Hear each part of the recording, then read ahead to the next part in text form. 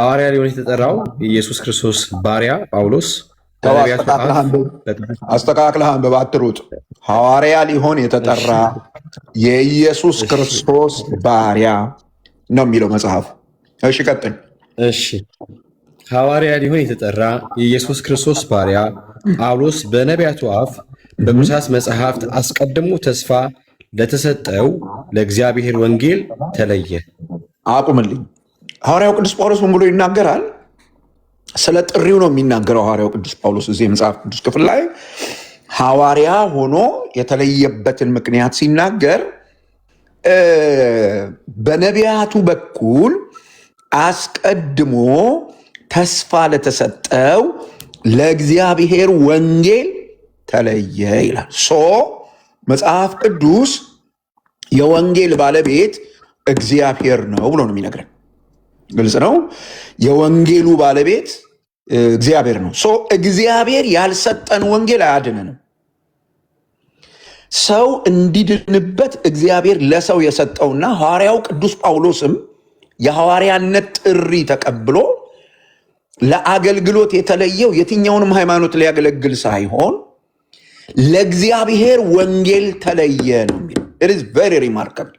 ስለዚህ ሰው ማመን ያለበት ለመዳን፣ የእግዚአብሔር መንግስት ለመውረስ፣ የኃጢአት ይቅርታ ለማግኘት፣ ዳግም ለመወለድ፣ አዲስ ፍጥረት ለመሆን የሚፈልግ ሰው ማመን ያለበት የእግዚአብሔርን ወንጌል ነው። የእግዚአብሔር ወንጌል በነቢያቱ አፍ አስቀድሞ በትንቢት ተስፋ የተሰጠ ነው ብሎ ብሉይ ኪዳንን ያጣቅሳል።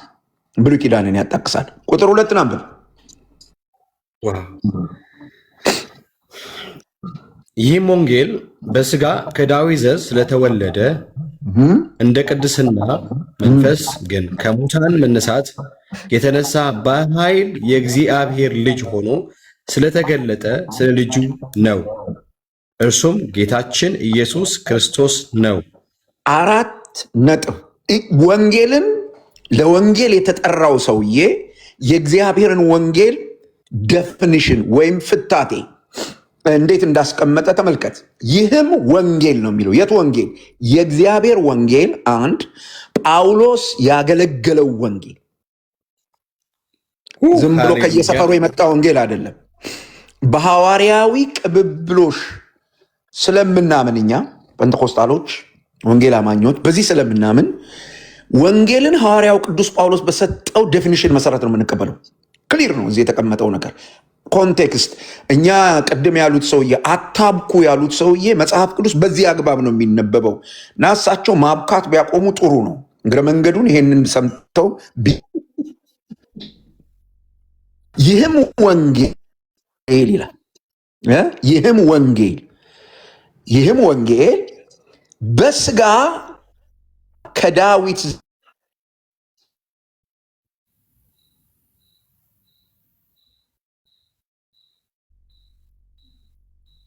እንደ ቅድስና መንፈስ ግን በኃይል የእግዚአብሔር ልጅ ሆኖ ከሙታን ስለተነሳው ስለ ልጁ ነው። እርሱም ልጁ ኢየሱስ ክርስቶስ ነው የሚለው። ውሃ አለበት፣ ጥምቀት አለበት ነው ያሉን። ግን ወንጌልን እንዴት እንዳብራራው ወይም ወንጌልን እንዴት እንደተረጎመው ውሃ እዚህ ውስጥ እንዳለ እንደሌለ አንደኛ ወንጌል የሚባለው ነገር ልጁ ኢየሱስ ክርስቶስ አምላክ ብቻ የነበረው ኢየሱስ ክርስቶስ በስጋና በደም ተካፍሎ አምላክ ሰው መሆኑን ማመን የመጀመሪያው መጽሐፍ ቅዱስ የሚያስተምረው ይሄንን። ይሄ አምላክ ሰው የሆነው ክርስቶስ ብዙ ጊዜ እዚህ ቲክታክ ላይ የቲክታክ ልሂቃን በጣም የሚሰሩትን ስህተት በዚህ አጋጣሚ ማንሳት ፈልጋለሁ። መጽሐፍ ቅዱስ ስለ ጌታችን ስለ ኢየሱስ ክርስቶስ ሲያስተምር ዮሐንስ ወንጌል ምዕራፍ 1 ቁጥር 1 በመጀመሪያ ቃል ነበር፣ ቃልም በእግዚአብሔር ዘንድ ነበር፣ ቃልም እግዚአብሔር ነበር፣ ይህ በመጀመሪያ በእግዚአብሔር ዘንድ ነበር ይላል። ኦኬ፣ በእግዚአብሔር ዘንድ የነበረው እርሱ እግዚአብሔር ብቻ የነበረው ክርስቶስ በዮሐንስ ቁጥር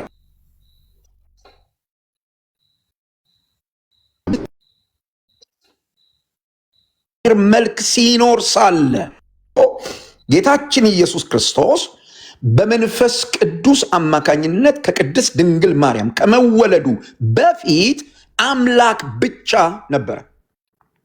ቅዱስ ቃሉ ነው የሚነግረን። ብዙ ጊዜ ሰዎች ክርስቶስ የእግዚአብሔር ልጅ ነው ሲባል ልክ በምድር ላይ ሰው እንደሚራባው በባዮሎጂካል ኮንሰፕት ነው የሚረዱት። ልጁ ነው የአብ ሲባል ከአብ ጋር ያለውን ዝምደት ነው የሚያሳየው መጽሐፉ። በአብና በወልድ መካከል ያለውን ዝምደት ሪሌሽንሺፕ ነው የሚያወራው እንጂ እግዚአብሔር ልክ እንደ ሰው ጸንሶ ወልዶታል ምናምን ማለት አይደለም። ይሄ ልጁ አምላክ ብቻ ሆኖ ከአባቱ ጋር ነበር። ኦኬ። ስለዚህ እግዚአብሔር ቃል እንደሚነግረን ዮሐንስ ወንጌል ምዕራፍ 1 ቁጥር 14 እንደሚነግረን ይሄ ልጁ ቃል ስጋ ሆነ ይላል። በስጋ ይላል ይኸው መጽሐፉ፣ በስጋ ይላል መጽሐፉ። ወንጌልን ማብራራት ካለብን ጳውሎስ እንዳብራራው እናብራራ። በስጋ ይሄ ስጋ ደግሞ ይሄ ስጋ የሚለው ሰው መሆን ማለት ነው። ቃልም ስጋ ሆነ ማለት አምላክ የነበረው እርሱ ወይም አምላካዊው ቃል ወይም አካላዊው ቃል ሰው ሆነ ማለት ነው። ሰው ሆነ ማለት ነው። ኦኬ። ስለዚህ ወንጌል የሚነግረን ነገር ምንድን ነው?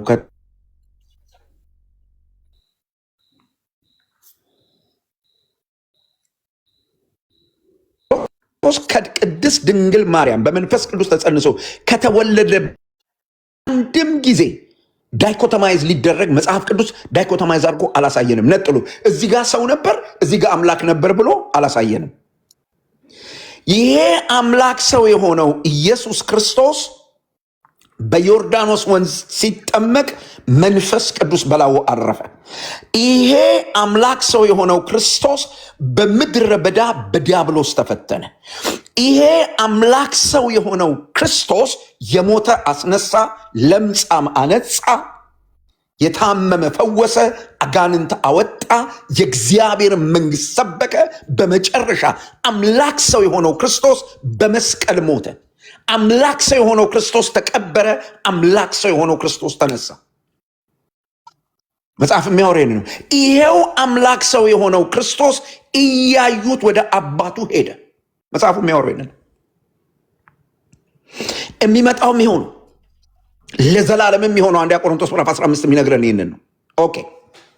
ስለዚህ ወንጌል አንዱ የሚነግረን ነገር በወንጌል ውስጥ ያለው ይዘት ምንድን ነው? እሱ ውሃ ነው ምናምን ነው የሚለው ጳውሎስ አላለም። ወንጌሉን ያብራራው ጳውሎስ ወንጌል ማለት በስጋ የመጣ አምላክ ነው። ሲመጣ ደግሞ ከየት መጣ? በስጋ የመጣበት ወይም ሰው የሆነበት የዘር ሐረግ የትኛው ነው ከተባለ የአይሁድ ማህበረሰብ፣ የአይሁድ ማህበረሰብ ከዳዊት ዘር ከአይሁድ ማህበረሰብ በኃይል የእግዚአብሔር ልጅ መሆኑ ተገልጧል ይላል መጽሐፍ። ወንጌል ይሄ ነው የሚያለው።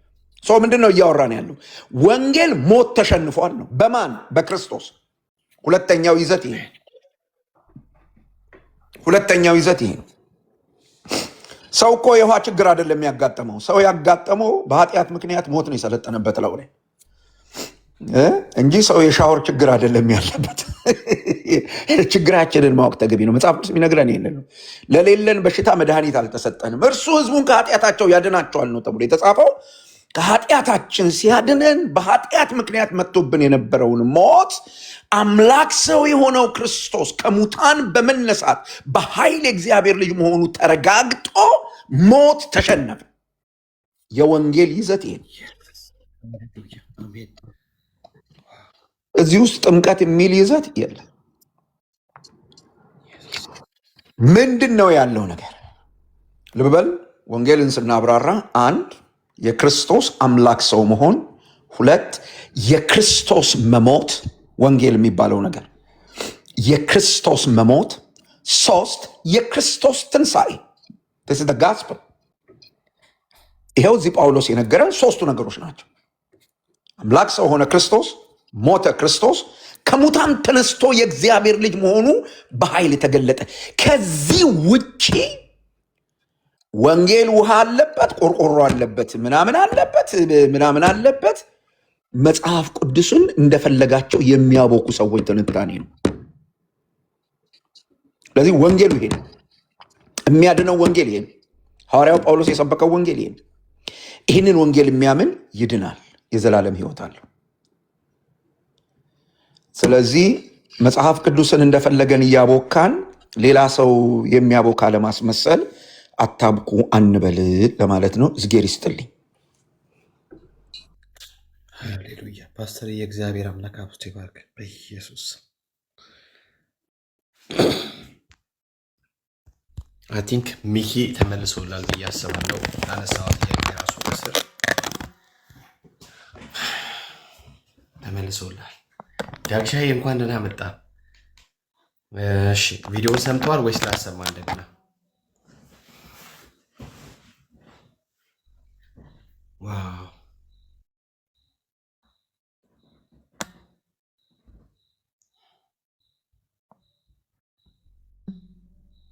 አላቸው ወገኖች ወይስ እኔ የለውም? መልስ ያለው እንደኔ ይሰማል። ላሰማ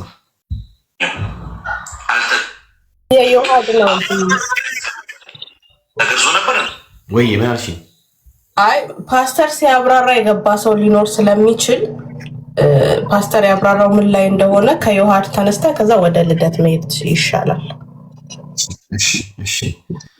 እሺ በጣም በሚገርም ሁኔታ አንድ ሰው ካላመነ ሲጀምር ወደ ጥምቀት ሊሄድ አይችልም ማለት ሊጠመቅ ይችላል። ዘፍጥረት ምዕራፍ 17 ዘሎ የመጣ የመጽሐፍ ቅዱስ ክፍል አይደለም። ዘፍጥረት ምዕራፍ 17 የሚጀምረው ከዘፍጥረት ምዕራፍ 15 ነው። እንደምታስታውሱ አብርሃም ምዕራፍ 14 በሎጥ ምክንያት በሆነ ጦርነት አሸንፎ እንደተመለሰ ታውቃላችሁ። ከዛ በኋላ ምዕራፍ 15 ቁጥር 1 እግዚአብሔርና አብርሃም ንግግር ነው የጀመሩት። ኢኒሼቲቭን የወሰደው እግዚአብሔር ነው። አብርሃም እግዚአብሔርን ፈልጎ ሳይሆን እግዚአብሔር ራሱ ነው መጥቶ ያናገረው። በዚህ ንግግር ውስጥ የተባሉ ነገሮች ነበሩ። ከተባለው ነገር መካከል አንዱ እኔ ዋጋህ ነኝ፣ እኔ ለአንተ ጋሻ ነኝ ብሎ እግዚአብሔር ለአብርሃም ተናገረው። አብርሃም ጥያቄ አነሳ። አይ እኔ ይሄ በቤቴ ያለ ሰውዬ ይወርሰኛል ብዬ እየፈራሁ ነው፣ ልጅ የለኝም የሚል ጥያቄ አነሳ። እንግዲህ ሙሴ የጻፈውን ነገር በአግባቡ ማየት ተገቢ ነው ብዬ ነው የማስበው። ይህን ጥያቄ ሲያነሳ እግዚአብሔር አይወርስህም፣ እሱ ከጉልበት የሚወጣ እሱ ነው የሚወርስ ተብሎ ስለ ይስሐቅ የተስፋ ቃል ተሰጠው። ከዛ የይስሐቅን የተስፋ ቃል ከተቀበለ በኋላ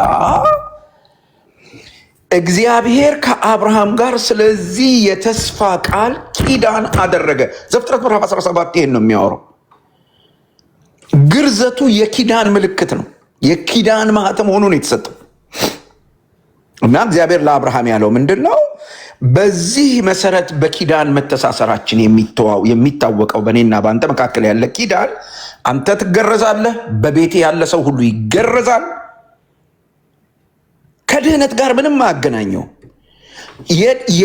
የጽድቅ ጉዳይ ከተነሳ፣ የድህነት ጉዳይ ከተነሳ ምዕራፍ 15 ቁጥር 6 አብርሃም አመነ ጽድቅም ሆኖ ተቆጠረለት ይላል። ተቆጠረለት ይላል። ለልጁም ተቆጠረ አይደለም የሚለው፣ ለቤተሰቡም ተቆጠረ አይደለም የሚለው። ሶኬታ ምተው ነው እኚህ ሰውዬ የይስሐቅ መገረዝ ለደህንነት ነው የሚለውም ከየት ነው የሚያመጡት? ሲጀመር አብርሃም እንዴት ነው ያመነው? ምንድን ነው ያመነው? መገረዝን ነው ያመነው? ይህን ሁሉ መልስ መስጠት ያለባቸው ይመስለኛል። የዘፍጥረትን መጽሐፍ ከዘፍጥረት ምዕራፍ 12 ጀምረው በማንበብ እንደው ብቻ የእኛን ቤተ እምነት ሀሳብ ለማጽደቅ ብቻ ይኸው በአብርሃም እምነት ይስሐቅ ተገረዘ አይልም። እግዚአብሔር አብርሃምን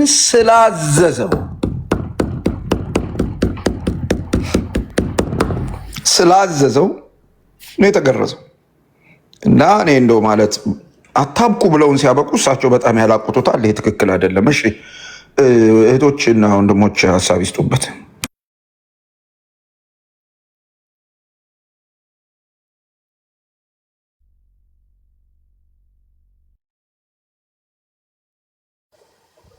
ፓስተር ጌታ አብዝቶ ይባርክ። ሰማለሁ። አዎ ዳጊ ሄድበት። እሺ ፓስተር ጌታ አብዝቶ ይባርክ። በጣም ከተሰማው ልቀጥል። አይ ቲንክ ዮሐድ ነበር ሲያወራ የነበረው። ትልቅ ሰው አልመሰሉኝ። ዮሐድ የሚባለው ልጅ ነው ሲያወራ የነበረው። ካልተሳሳቱ ነው። ልክ ነኝ? የእሱን ድምፅ ያሰማን ይመስለኛል። አይ ቲንክ የእሱን ድምፅ። እሺ ሲያነብ የነበረው ክፍል ሐዋርያት ሥራ ምዕራፍ 8 ላይ ያለውን ክፍል ነበር የሚያነበው። ቆይ ሳትጀምር በፊት ኦርቶዶክሶች ስትል ትዝ አለኝ ዳጊዬ። ሳትጀምር ይሄ አንገቱ ላይ ትልቅ ሰንሰለትና ኮፍያ ምናምን የሚያደርገው ልጅ ነው። ኒንጃ ይሆናል። ኒንጃ አይደል ነው የሆነ የውሃ ቆጣሪ ትልቅ ሰዓት ምናምን የሚያደርግ ኮፍያ የሚያደርግ አንድ ልጅ አለ ቲክታክ ላይ። ሲፈልገው የካቶሊክ ጳጳስ የሚሆን ሲፈልገው የወንጌል እንደፈለገው የሚሆን አለ። እሱ ነው። እኔ እንጃ እንግዲህ ሆነ የኛው ልጅ እግር ነው። ትልቅ ሰው አይመስለኝም።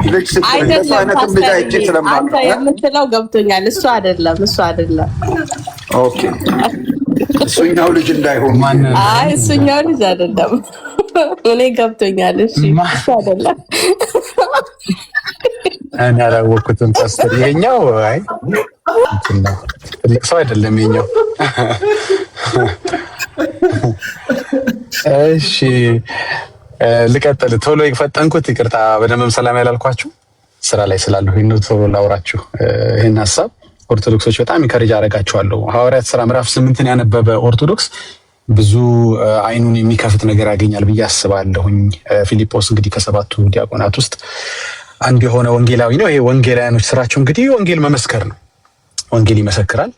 ወንጌል ሲመሰክር በሰማሪያ ከተማ ማለት ነው። አንዱ ወንጌልን ከመሰከረለት ሰው አንዱ እውነት ነው ኢትዮጵያዊ ጃንደረባ ነው። ግን ከኢትዮጵያዊ ጃንደረባን ታሪክ ከማየታችን በፊት ሐዋርያት ሥራ ምዕራፍ 8 ቁጥር 12 ላይ ያለውን ክፍል እንመልከት እስኪ ባጭሩ። ነገር ግን ይላል ሲጀምር፣ ስለ እግዚአብሔር መንግስትና ስለ ኢየሱስ ክርስቶስ ስም እየሰበከላቸው ፊልጶስን ባመኑት ጊዜ ወንዶችም ሴቶችም ተጠመቁ። አሁን ጥያቄው አንተ ተሰብኮልህ ነው ወይ የተጠመቅከው? ወይ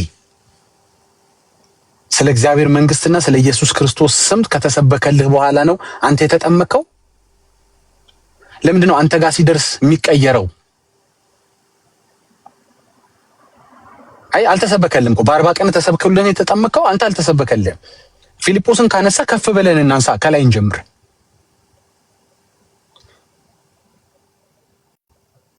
ይሄ ነው ጥያቄው። እየገባህ ነው እየገባሽ ነው እህቴ? ቁጥር 12 ሐዋርያት 8 ቁጥር 12 እንጂ አንብቢና ከዚህ በኋላ በዚህ ተረት መቀጠል እችላለሁ ካልሽ ያንቺ ፋንታ ነው፣ ያንተ ፋንታ ነው። እውነታው ግን ሰው ስለ እግዚአብሔር መንግስትና ስለ ኢየሱስ ክርስቶስ ስም እየሰበከላቸው ፊልጶስን ባመኑት ጊዜ ማለት በፊልጶስ በታመኑ ጊዜ ራሱን ፊልጶስን ባመኑ ጊዜ ማለት አይደለም። ፊልጶስ የነገራቸውን ነገር ባመኑ ጊዜ፣ ሰዎች ባመኑ ጊዜ ነው መጠመቅ ያለባቸው። ወንዶች ሴቶችም ተጠመቁ። አንተ ግን ባመንክ ጊዜ ነው የተጠመቀው? አይደለም። ሲሞንስ ቁጥር 13 ሲሞን ማለት ያው በከተማው ያለ የተጨበጨበለት ጠንቋይ ነው። ታሪኩን ከፍ ብላችሁ ማንበብ ትችላላችሁ። ሲሞን ራሱስ መች ተጠመቀ? ሲሞንም ደግሞ ይላል ቁጥር 13 ሲጀምር ራሱ አመነ፣ ተጠምቆም ከፊልጶስ ጋር ይተባበር ነበር። ፊልጶስ ተጠምቆ አይደለም ያመነው፣ አምኖ ነው የተጠመቀው። አንተ አምነህ ነው የተጠመቀው? ብዙ ቤቶች በጥምቀት ብቻ የሚከፈቱት ብዙ ሰዎች ስለ ጥምቀት ብቻ የሚያወሩት ለምንድን ነው መሰላችሁ? ውስጣቸው እንዳላመነ ወይም እንዳላመኑ ይነግራቸዋል። ያውቁታል እኮ እሱን ባይፓስ ማድረግ የሚፈልጉት ከጥምቀት መጀመር የሚፈልጉት የጌታን የኢየሱስ ክርስቶስን ትእዛዝ ኦርደር ማፋለስ የሚፈልጉት የተጠመቀም ያመነም አላለም። ኢየሱስ እኮ ያመነ የተጠመቀም ነው ያለው እኮ። ያመነን ጨርስና ስለ ጥምቀት እናወራለን። እንቅ ያረገህ እምነት ለምንድን ነው መሰለ? ውስጥ ያውቀዋል። እንዳላመንክ ያውቀዋል። ሳታምን እንደተጠመቅ ውስጥ ያውቀዋል። እንግዲህ ፊልጶስን ካመጣሽ ማርያም ታምጣሽ። ዮሐዲ ዝቅ ብለን እንመልከተው። በዚህ ልጨርስ። ቁጥር አይ ቲንክ 37 ላይ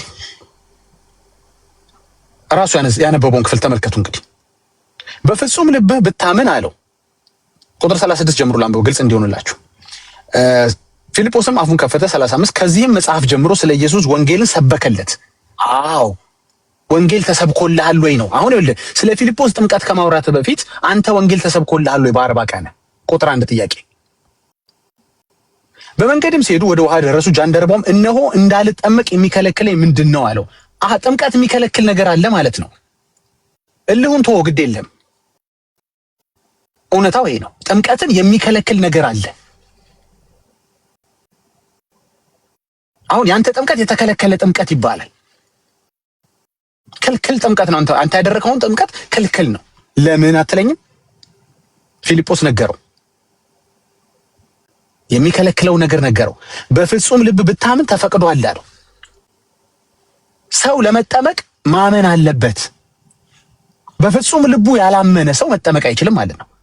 በፍጹም ልብ ብታምን ተፈቅዷል ማለት በፍጹም ልብ ካላመንክ አልተፈቀደም ማለት ነው። አንተ ደግሞ በ40 ቀን በፍጹም ልብ አላመንክም፣ አልተፈቀደልህም ማለት። ያልተፈቀደልን ጥምቀት ነው የተጣጣመቅ ያለው ብለህ የምትከራከረ ይኸው እየነገረህ እኮ ነው። ይሄ ወንጌላዊ ነው አይደል ፊልጶስ? እንግዲህ እኔን ባትሰማኝ እንግዲህ ከእግዚአብሔር ቃል ላይ ያነበብኩልህ ነው።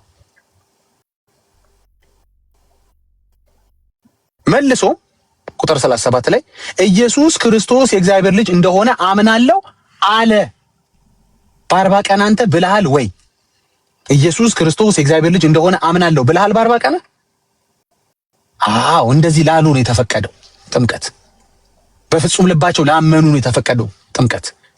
ቁጥር 35 ላይ እንደሚነግር ስለ ኢየሱስ ወንጌል የተሰበከላቸው ነው መጠመቅ የሚፈቀድላቸው።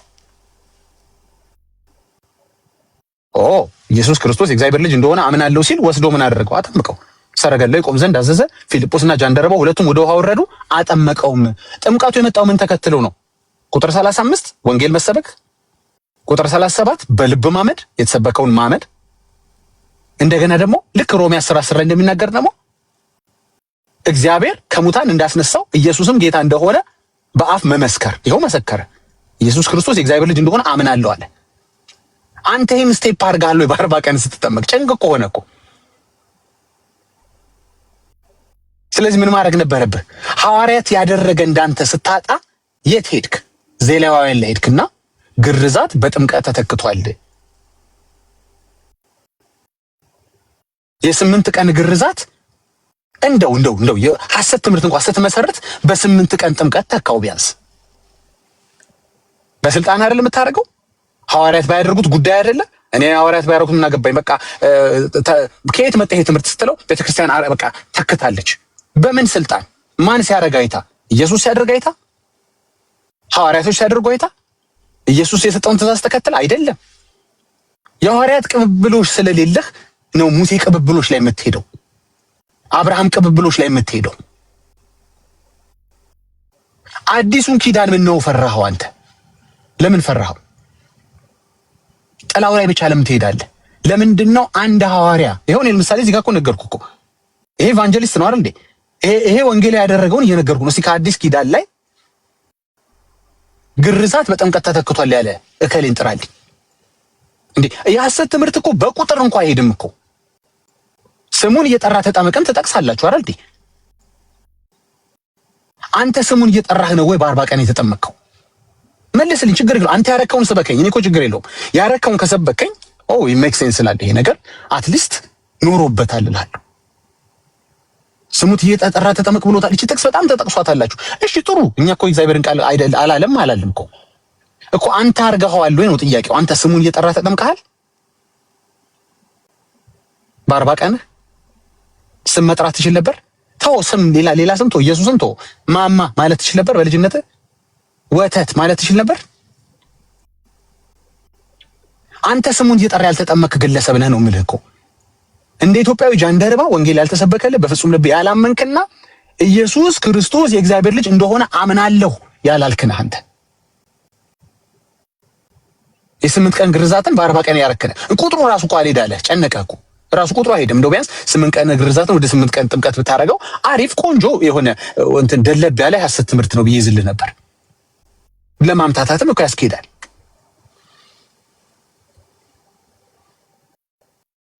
አሁን ምንድነው መሰለ በኦርቶዶክስ ቤተ እምነት ቅድም ኤርሲ ስትለው ነበር እህቶች አልዳኑ ማለት ነው። እንግዲህ ግርዛት በጥምቀት ከተተካ ሴቶች አይገረዙም ነበር። የነሱ ምናቸው ተተክቶ ተጠመቁ። ምን ተካችሁላቸው ለሴቶች? ብዙ ነገር ነው እኮ የሚፈራርስባችሁ ብዙ ነገር። ዛሬ አንድ ወንድምን ፌስቡክ ላይ ስጠይቀው ነበር 40 ቀን ሙሉ ስትጠብቁ 35ኛው ቀን ላይ ለምሳሌ ቢሞት ሰውዬ ልጁ ስላልተጠመቀ አይደለም። ያው ጥምቀት ለድነት አይደል? ለሞት የሚያበቃው ነገር ካለ ቤተክርስቲያን ታቆርበዋለች፣ ታጠምቀዋለች። ኦኬ ቤተክርስቲያን አንድ ሰው የሚሞትበት ሪዝን ሁሉ ታውቃለች እንዴ?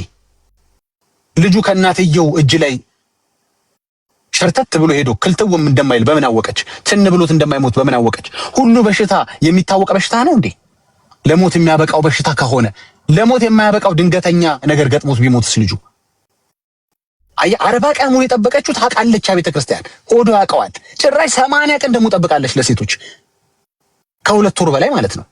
ለምን? ሆዶ ያውቀዋል ምንም እንደማይሆን ባይጠመቅም ልጅ።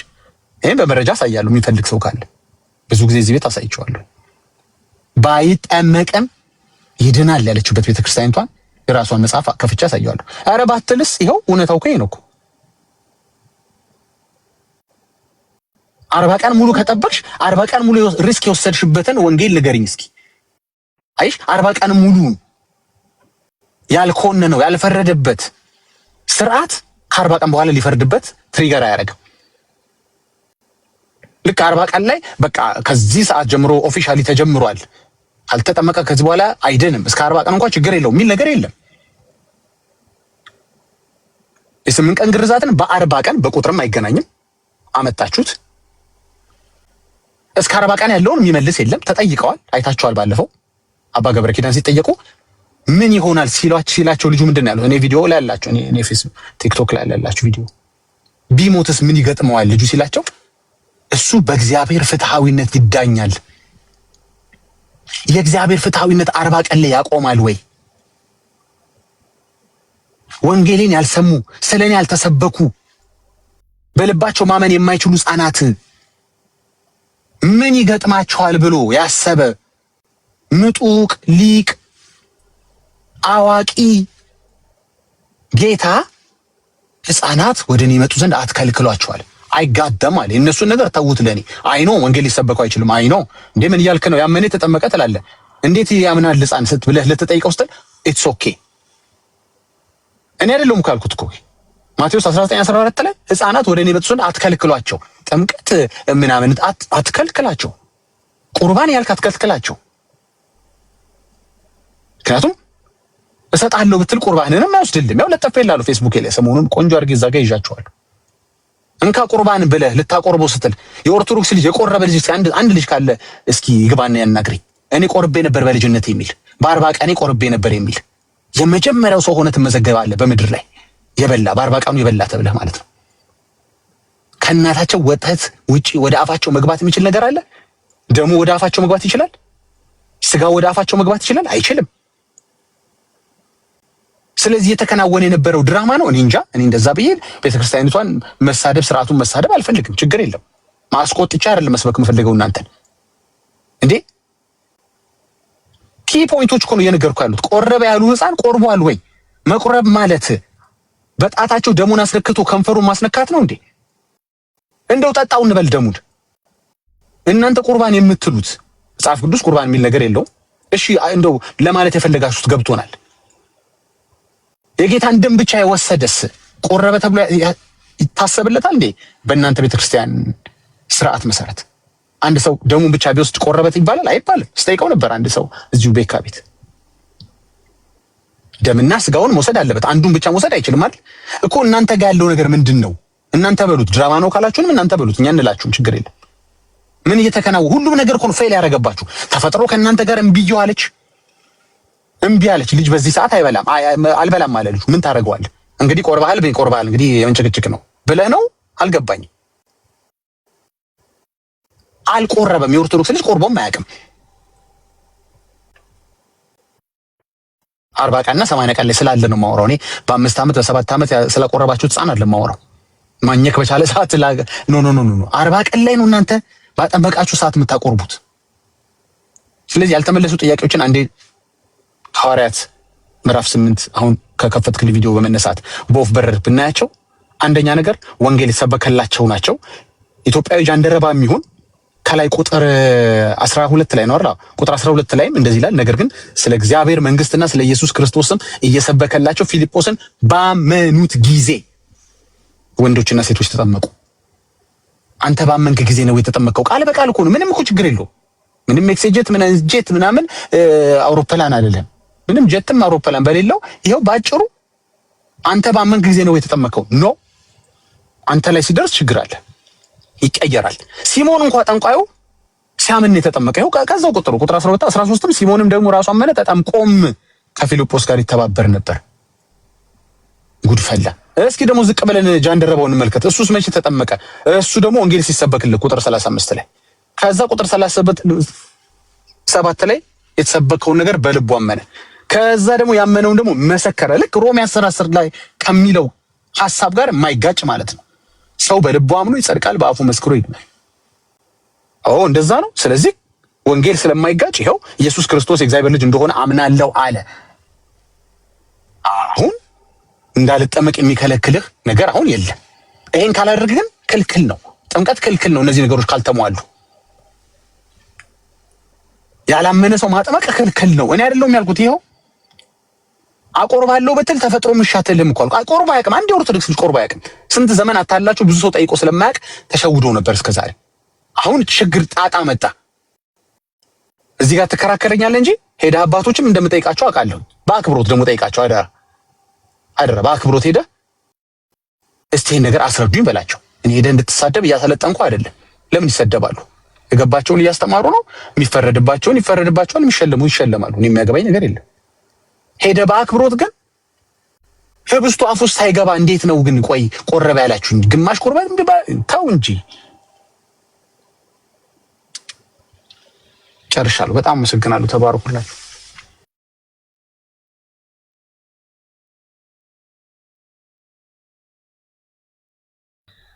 ዳግሻዬ ባትጨርስ እንዴት መልካም ነበር። መስማም የሚቀጥለው ላይ ብትሄድበት ዳግሻዬ ስለ አብርሃም ምናምን የተናገረውን ሐሳብ እሱንም እስቲ ደግማ አፍርስ። መሲዬም በደንብ አድርጋ አፍርሰዋለች። እንዲያፈርስ እንደጋግመን በእግዚአብሔር ቃል መዶሻ እየመታል የነቃቀልን መሄድ አለብን ብዬ አስባለሁና እሱስ ጉዳይ እንዴት አየው? እሱንማ ፓስተር ጥሩ አድርጎ እኮ ገላገልን እኮ።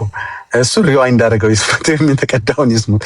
በጣም ቆንጆ አድርገው በቃ ያ ቃል ኪዳን ለእግዚአብሔር በቃል ኪዳን የሰጠውን እንጂ ግርዛት ጥምቀት በቃል ኪዳን የሰጠ አይደለም። በጣም ቆንጆ አድርጎ አስረድቶታል። መነካካት አልፈልግም። በጣም ቆንጆ አድርጎ አስረድቶታል። ዛሬም ግን ግርዛት በጥምቀት ተተክቷል የምትል ካለህ እከሌ ግርዛቱን በጥምቀት ተክቶ ሐዋርያ አጥምቋል ብለህ ንገረን። ባይሆን መቸለታዊ ውይይት ላይ በጣም የታዘብኩትን ነገር ልንገርህ። ስለ ሐሳብን ሳልርቅ ማለት ነው። ስለ ስዕላት፣ ስለ ስግደት፣ ስለ መሳል፣ ስለ ምናምን መዝሙር ያሬድ እያስረዳ ነው። ከዛ በኋላ ዘጸአት ላይ 23 24 25 እያለ ብቻ መከራው ነው ያለ አይቶ ጨረሰና እሺ ግን በአዲስ ኪዳን ግን የቱ ሐዋርያ ነው እስቲ ስዕል የሰገደ ሲለው እኛ እኮ መጽሐፍ ቅዱስ ብቻ አማኝ አይደለንም አላለም እንዴ? ቆይ የሐዋርያት ነገር ስንላችሁ መጽሐፍ ቅዱስ ብቻ አለማኝ ቅድም የነገርከን ስለ ሙሴ ምናምን የነገርከን ከቁርአን ነው እንዴ? አሁን ምንድነው መሰለኩ ስለ ግርዛት አውርተኝ ስጨርስ ስለ ጥምቀት ስታወራይ ማለት ነው የቱ ሐዋርያ ግርዛት በጥምቀት ተተክቷል ብሎ በ40 ቀን ያጠመቀ ሐዋርያ እስኪ ንገረኝ። ሕፃናት ተጠመቁ ትሉ የለ እኮ በ40 ቀን እንደተጠመቁ ማስረጃ ስጡን። ሴቶችን በ80 ቀን እንዳጠመቁ ማስረጃ ስጡን። በቃ ፒሪድ። አሁን ተተክቷል የሚለው በራሳችሁ መብት ራሳችሁ ቀንናችሁ ያመጣችሁት ነው። ኖ የራሳችን አይደለንም።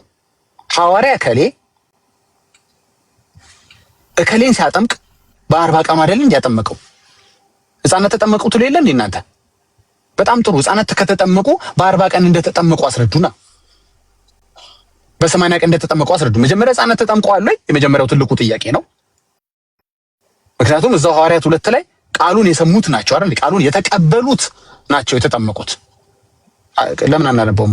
ምዕራፍ 2 አይደል እንዴ? ሐዋርያት ሥራ ምዕራፍ 2 አንዴ እናንበው እስኪ።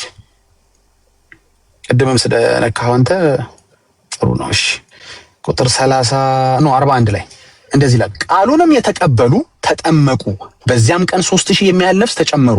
አሁን ከነዚህ ውስጥ ሕፃናት አሉበት ነው የምትሉት አይደል? በጣም ጥሩ። የእናንተ ሕፃን በ40 ቀን ቃሉን የሚቀበለው ግን እንዴት ጌታ የረዳው ሕፃን ናችሁ በእናታችሁ እናንተ። በዛ ጊዜ ምን ነበር ግን የተሰበኩት? ግን በወቅቱ የተሰበኩት ምንድን ነበር? በጣም ቆይ አንዴ እሱን መለስ ብያ እንደ ሊው እሺ ቁጥር 30 በጣም ረጅም ስብከት ነው የሰበካቸውና ይሄን ስብከት ከሰበካቸው በኋላ ምን ይላል? እሺ ከዚህ ወንት እሺ ከቁጥር 37 ጀምሮ ያለውን ብቻ ሊው ይሄንን በሰሙ ጊዜ ልባቸው ተነካ። ጴጥሮስም ሐዋርያት ወንድሞች ምን እናድርግ አሏቸው። ንስሐ ግቡ፣ ኃጢአታችሁ ይሰረይልን፣ እያንዳንዳችሁ በኢየሱስ ክርስቶስም ተጠመቁ፣ የመንፈስ ቅዱስ ስጦታን ትቀበላላችሁ፣ የተስፋው ቃል ለእናንተና ለልጆቻችሁ ለአምላካችሁ ነው ለሚጠራችሁ አላቸው። እሺ ከዚህም ጠማማ ትውልድ ዳኑ ብሎ መከራቸው። ቃሉንም የተቀበሉ እንግዲህ የሰበካቸው ከቁጥር ስንት ጀምሮ ነው ስብከቱ የጀመረው? ቁጥር እንደዚህ አይ ቲንክ ቁጥር 17 ጀምሮ ነው አይደል እንዴ? የነብዩ ከኢዮኤል መጽሐፍ ላይ ጀምሮ ያለው ማለት ነው። ይሄ ሁሉ ሲሰበክ ልጆች እነዛ ህፃናት የ40 ቀን ህፃናቶች እየሰሙ ነበር አይደል? ይህንንም በሰሙ ጊዜ ይህንን ቁጥር 37 ላይ ይህንንም በሰሙ ጊዜ ማለት ይሄ ሁሉ ስብከት በሰሙ ጊዜ ማለት 40 ቀን ህፃናትም እየሰሙ ነበር ማለት ነው። ልባቸው ተነካ። የ40 ቀን ህፃናት የጴጥሮስን ስብከት ሰምተው ልባቸው ተነካ። ከዛ ቃሉን የተቀበሉ ተጠመቁ ይላል። ስለዚህ የ40 ቀን ልጅም ቃሉን ተቀብሏል እያልከኝ ነው? ኖ አልተቀበለም። የ40 ቀን ልጅ ቃሉን መቀበል የሚችል ከሆነ ንገረኝ። አዲስ ግኝት እኮ ነው። ጊኒስ ላይ መመዝገብ አለበት እኮ ቃሉን መቀበል የሚችል ቃል መቀበል መስማት የሚችል እንዲያደረችል ስብከት ነው የሰበካቸው። መስማት የሚችል መቁረብ የሚችል መብላት መጠጣት የሚችል በ40 ቀኑ ፕሊስ ምን ነው ግን ጴጥሮስ ትዝ ሳይለው ላጠምቃችሁ ነበር ህፃናቶች ግን 40 ቀን የሞላችሁና ያለፋችሁ አንድ በግራና በቀኝ ምን ነው ሳይል ምን ነው እናንተን ቀኑና ሳያከብር ምን ነው ግርዛት በጥምቀት ተተክቷል ብሎ እሱም ሳይሰብክ ምን ነው ቀረ? ረስቶት ነው? በቃ ጥሩ ተደርጎ ቅድም ተመልሷል። ከዚህ በላይ መሄድ የለብንም። ተባረክ ቢካይ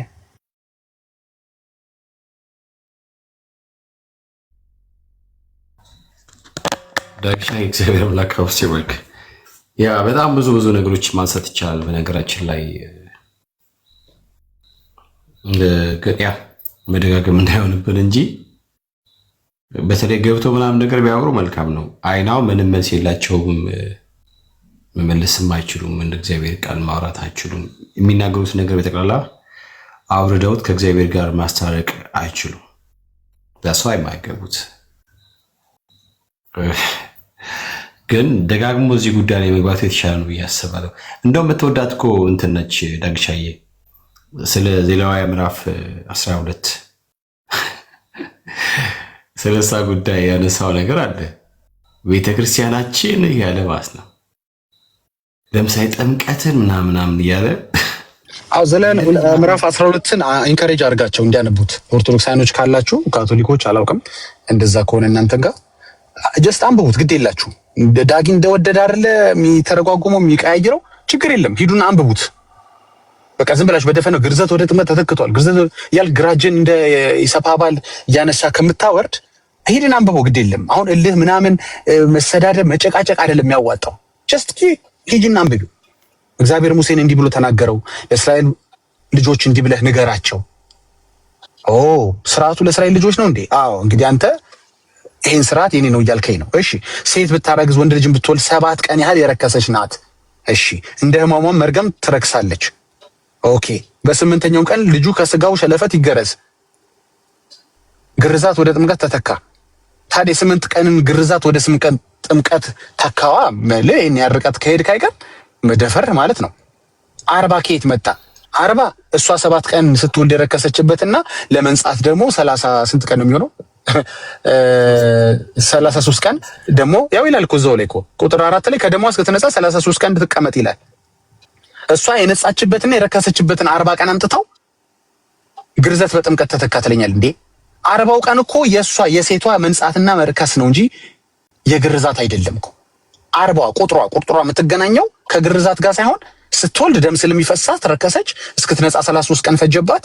40 ሲደመር 33 ሲደመር 40 ቁጥር የመጣው ብራዘር ከግርዛት ሐሳብ አይደለም፣ ከመርከስና ከመንጻት ጋር ከሴት ልጅ ከእናት ጋር የተያዘ ነው። ያው መቅደስ እንደዛ ሆኖ ስለማይገቡ ቤተ መቅደስ ምንም ከግርዛት ጋር አይገናኝም። እንግዲህ ግርዛት የሚለው ቃል አጠገብ ያለው ቁጥር 8 ቁጥር ነው ያለው። 40 የምትለውን ከየት ነው የመጣችው ቤተክርስቲያን? ከመንጻትና ከመርከስ ጋር።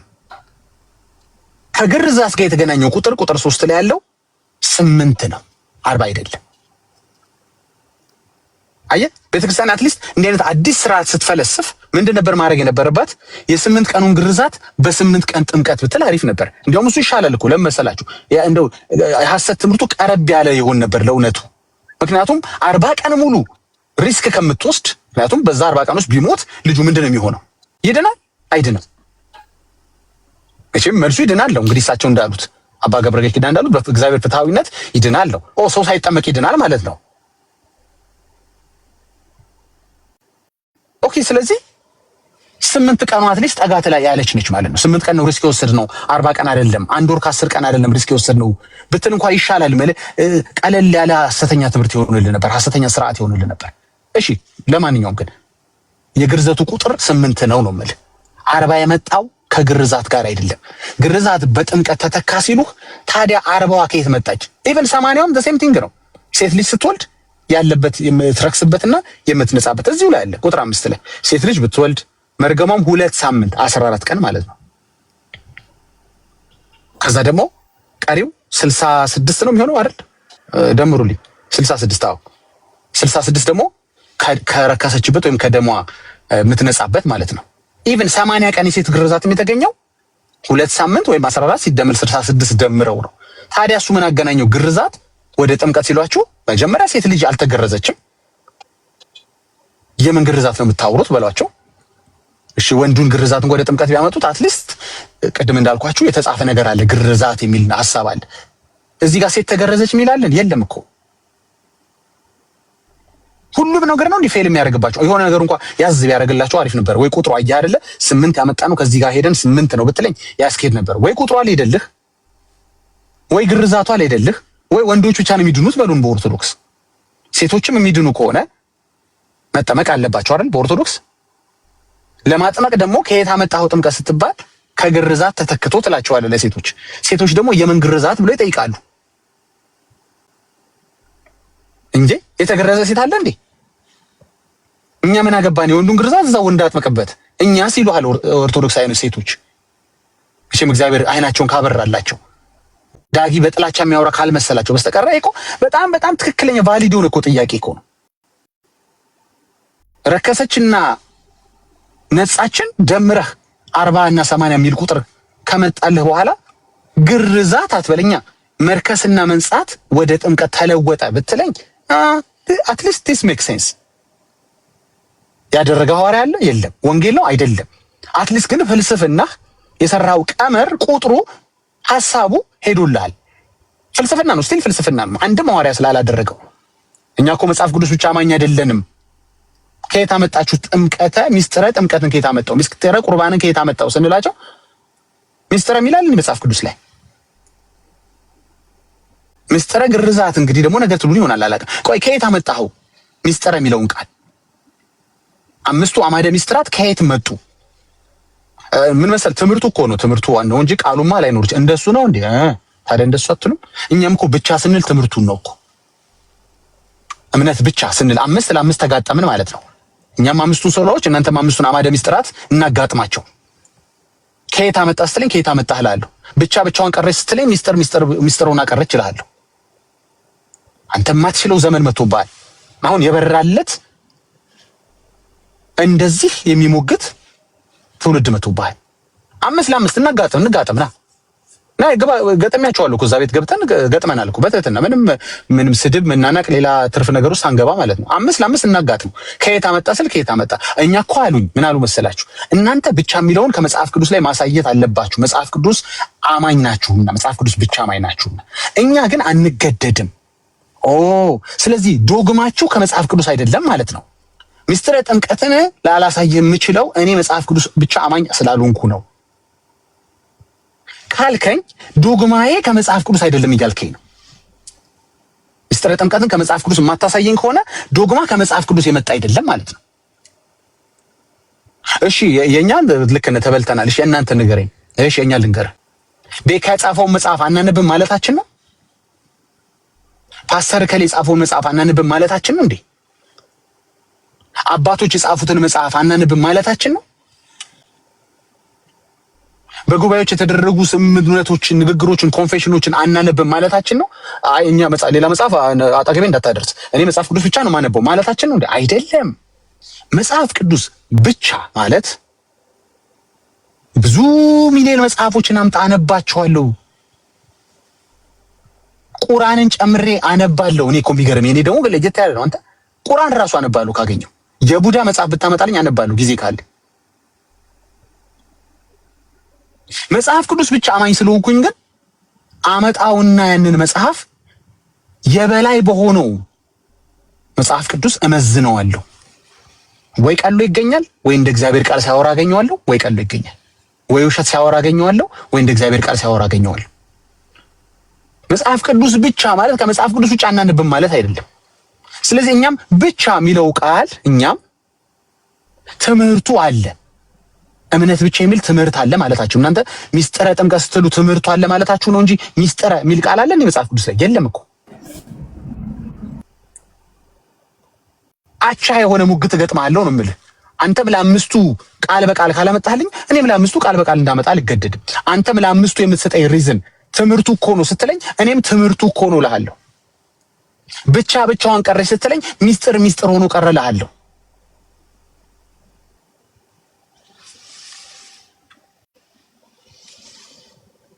ስለዚህ ለተከበሩ ኦርቶዶክሳዊ እህቶቻችን ግርዛት በጥምቀት ተተካ ብላችሁ አሻችሁን ዘመን ይቅርታ ጠይቃችሁ የተገረዘች ሴት ስለሌለች የእናንተ ጥምቀት በምንም አልተተካም፣ ራሳችን ፈጥረን ነበር እስካሁን ስናጠምቃችሁ የነበረው በሏቸው። የተከበሩ ወንድ ኦርቶዶክሳውያኖችን ደግሞ ጥሯቸውና በ8 ቀን የነበረ ግርዘት እንደው ለወሬው እንኳን በ8 ቀን ብናጠምቃችሁ ጥሩ ነበር። ለነገሩ ግን ያጠመቀ አንድም ሐዋርያ ስለሌለ በ8 ቀን ሕፃንም ያጠመቀ ስለሌለ ይብን እንኳን አለ እንኳን ብላችሁ ብታምኑ በ40 ቀን መሆኑን ማስረጃ ማምጣት ስለማትችሉ እንደው እናንተ ፎር ዘ ሴክ ኦፍ አርጊውመንት ሕፃን አጥምቀዋል እንኳን ብለን ብናስብ በ40 እና በ80 ቀን እንዳጠመቁ ግን ማስረጃ ማምጣት አትችሉ። ውሸት ሲሆን ነው ችግሩ። ገባ? አንዱ ነገር ብቻ አይፈርስም፣ ሁሉም ነገር ፍርስርስ የሚለው እዚህ ጋር ስትደግፈው በዛው ጋር ጣራው ኮርኒሽ ይወድቅብሃል፣ እዚህ ስትል ግድግዳ ይወድቅብሃል። ቁጥሩ አይገጥም፣ ልጁ መቁረብ አይችል፣ ተፈጥሮ አይፈቅድልህ፣ እነ ፊልጶስ አይሰሙህ፣ ሐዋርያቶች አይሰሙህ። እነሱ የሚፈቅዱት ማጥመቅ ተፈቅዶልሃል የሚሉት በፍጹም ልቡ ያመነም ሰው ብቻ ነው። ወንጌል ነገሮት በፍጹም ልቡ ያመነ ሰው ሲያገኙ አንተ ተፈቅዷል ይላሉ። እንዳንተ አይነቱንስ በ40 ቀኑ ሳያምን ልጠመቅ የሚለውንስ አይፈቅዱለትም አሉለት አይልም። አንድ የመጨረሻ ተናገር ልጨርስ። ቅድም ምን አለ? ኢየሱስ ክርስቶስ ጌታ እንደሆነ ከመሰከረ በኋላ ጃንደረባው አለ ነው የሚለው። ራሱ ነው የተናገረው። ይሄንን ቃል የተናገረው ጃንደረባው ራሱ ነው። ባይዘው ወይ ማለት ነው። እናትና አባቱ አልተናገሩለትም ለጃንደረባው። በፍጹም ልብህ ብታምን ይላል እንጂ መጽሐፍ ቅዱስ በፍጹም ልባቸው እናትና አባት ቢያምኑላ አይልም። ሰው በልቡ አምኖ ይጸድቃል ነው እንጂ በልባቸው በእናትና አባቱ ልብ ማመን ክልክል ነው። የሐሰት ትምህርት ነው። ለአንተ ልብ የሰጠ እናትና አባትን ልብ እንድትጠቀምበት አይደለም፣ በራስ ልብ ነው መጠቀም ያለብህ። አፍ የሰጠህ በራስ አፍ እንድትጠቀም ነው። የመጨረሻ ልንገርህ፣ ነፃ ፍቃድ ትላላችሁ። ነፃ ፍቃድ ካለ አንተ የምታደርገው ጥምቀት ትክክል አይደለም። ሰው ነፃ ፍቃድ ካለው ሙስሊም የመሆን መብት አለው ማለት ነው። ሰው ነፃ ፍቃድ ካለው ቡዳ የመሆን መብት አለው፣ ድንጋይ አምላክ የመሆን መብት አለው ማለት ነው።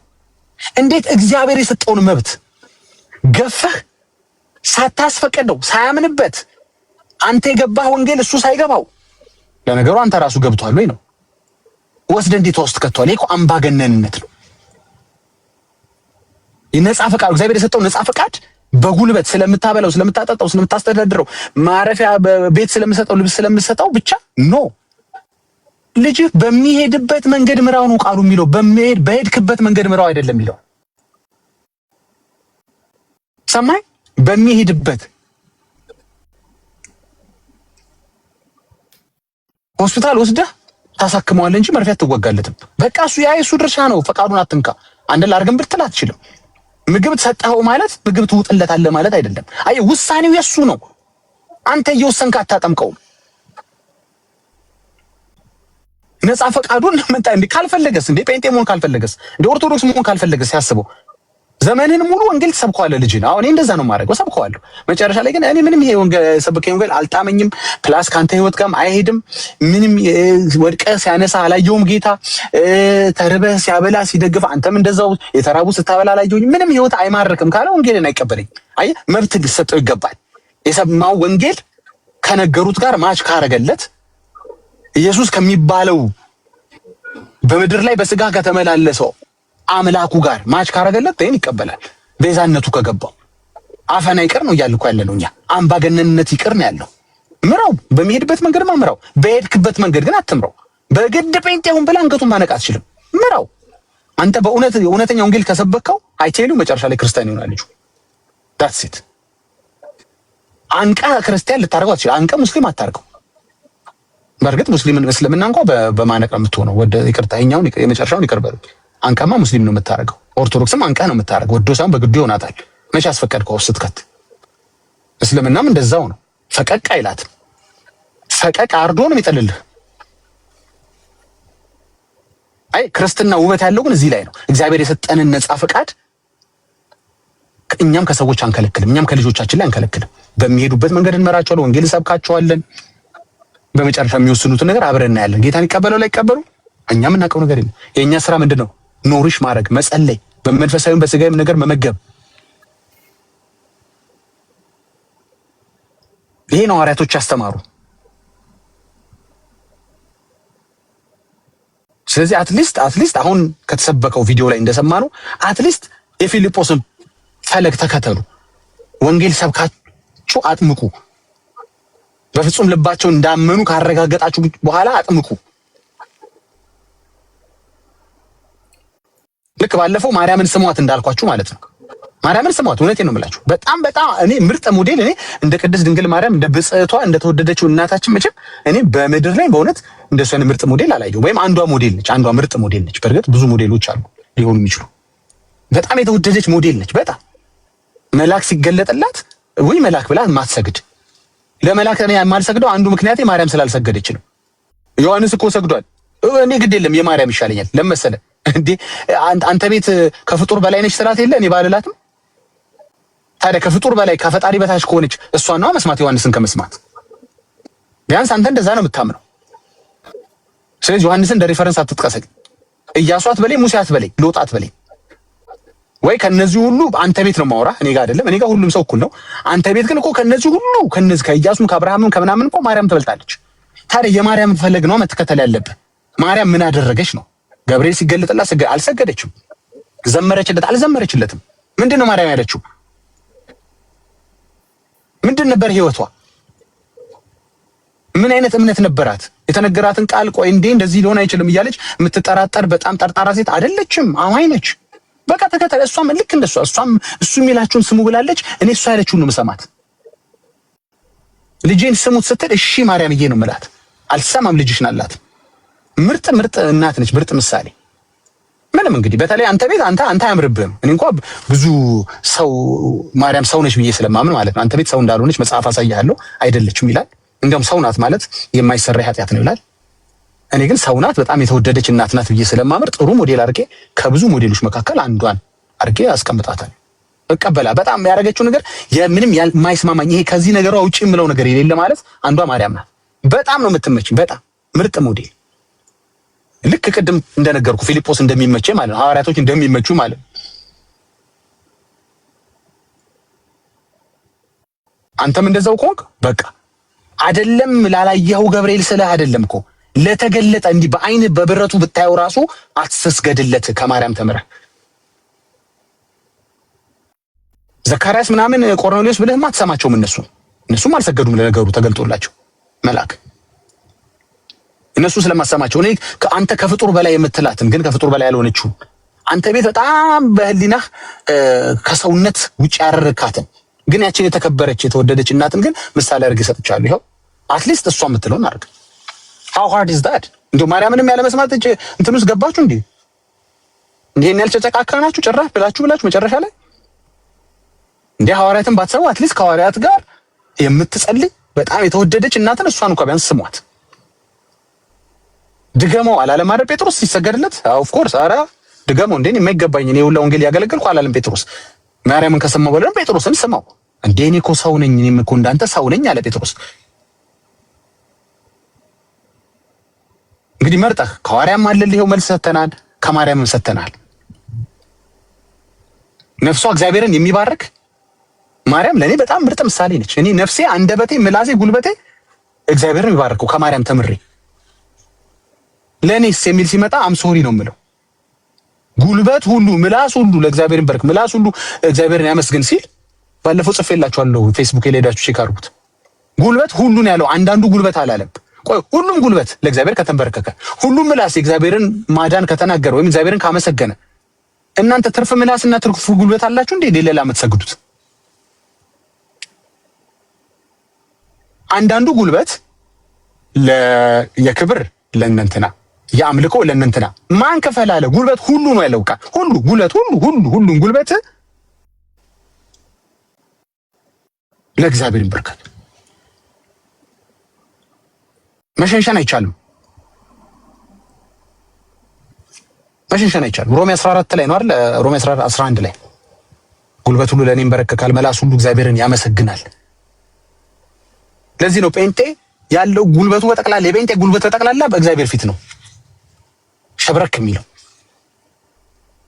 ለሌላ የማይዘምረው ጴንጤ ለዚህ ነው። ይሄንን አንብበው ነው ምላስ ሁሉ ይላል። አንዳንድ ምላስ ደግሞ ለነከሌ የሚል ሁሉ ይላል። እንግዲህ ከሁሉ ላይ ምን እናርገው? እንግዲህ ደግሞ ያው ባለፈው እንዳልኳችሁ ምን ታመጣለህ? ባልዘምር ለጊዮርጊስ ምን ይመጣል? እስኪ ንገረኝ። ምን ቅጣት አለው? የለም፣ ምንም ቅጣት የለውም። ባልዘምር 30ውን ቀን ንግስ ባላወጣ ሻማ ባላበራ ምን ባልል ገዳማትን ባልጎበኝ እዛ ሄጄ ምንም ቅጣት የለም። ለምን? የኔን ጉልበት ሳይንበረከክበት የሚል አንድ ጀግና ጻድቅ የለም እንዴ? እነሱን አታከብርም እንዴ? ብሮ በመጀመሪያ ነገር እውነት ከተነጋገርን ለኔ ያደረጉት ነገር የለም። አንድ ነገር አንድም ጻድቅ ለኔ አድርጎልኝ ያውቅ። አንድ እኮ ነው የማወራ። አንድ እከሌስ ምትለው የለም። አንድ ሰው እኔን አስቦ ያደረገ አንድ ጻድቅ በምድርም በሰማይም የለም ከኢየሱስ ውጪ።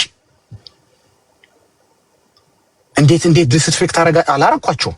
ለኔ ያደረጉት ነገር የለም። ምንም ውለታ የለብኝም። በዛው ልዳሰው ብዬ ነው እንግዲህ ጊዜውን ከተጠቀምኩ አይቀር።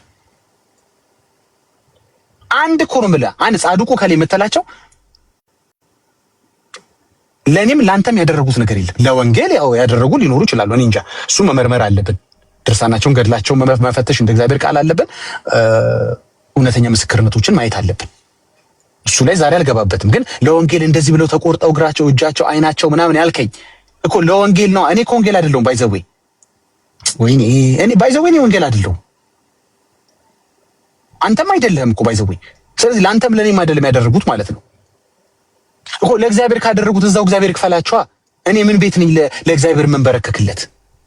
ለራሱ ለእግዚአብሔር መንበርከክ ትቼ ለሱ ለለፉት ለምን እንበረከካለሁ? ባይሆን አርአያነታቸውን ወስጄ እውነት ለወንጌል አድርገውት ከሆነ ማለት ነው አርአያነታቸውን ወስጄ እኔም እንደነሱ ለወንጌል ጉልበቴን አንበረክካለሁ።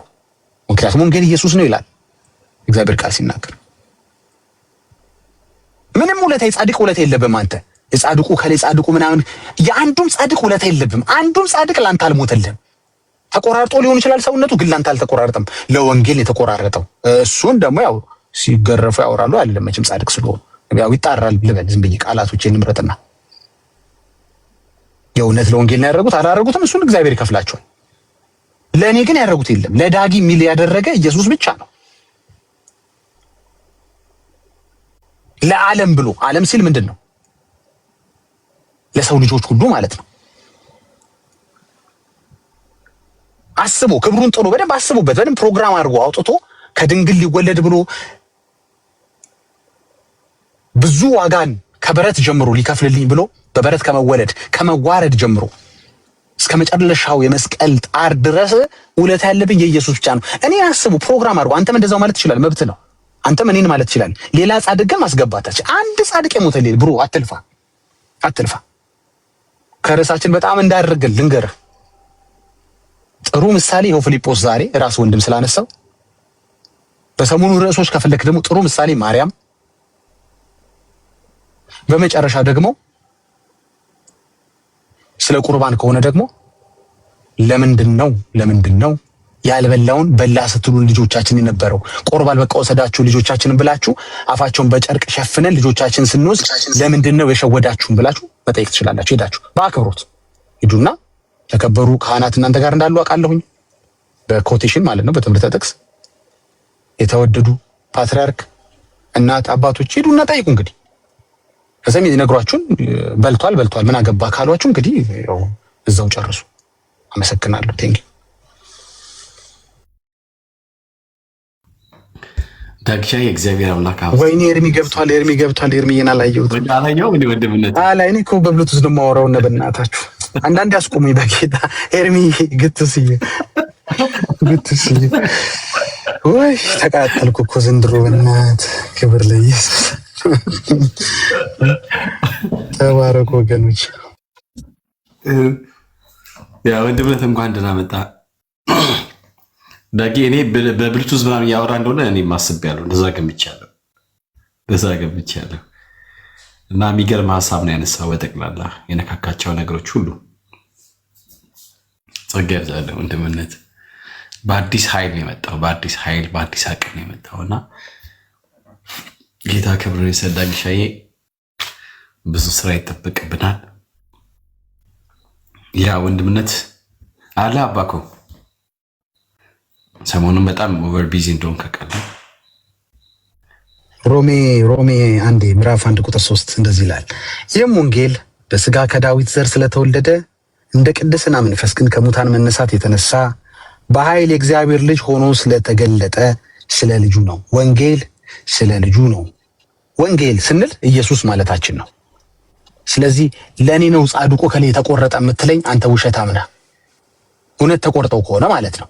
እውነት ለወንጌል ተቆርጠው ከሆነ አንተ ወንጌል አይደለም፣ ኢየሱስ ነው ወንጌል። እነዛ አባቶች እውነት አድርገውት ከሆነ ያደረጉት ለኢየሱስ ነው ያደረጉት። አንተ ደግሞ ኢየሱስ አይደለም። አንተ ዋጋ መክፈል አትችልም። አንተ በአንተ እጅ ዋጋቸው በእጁ ያለ ኢየሱስ ብቻ ነው። ሁሉን እንደ ስራው የሚከፍል ኢየሱስ ብቻ ነው። አንተ ምን ቤት ነው የምትከፍለው? አንተ ስግደት የምትከፍለው ምን ቤት ነህ? አንተ ጧፍ የምትከፍለው ምን ቤት ነህ? አንተ ሻማ የምትከፍለው ምን ቤት ነህ?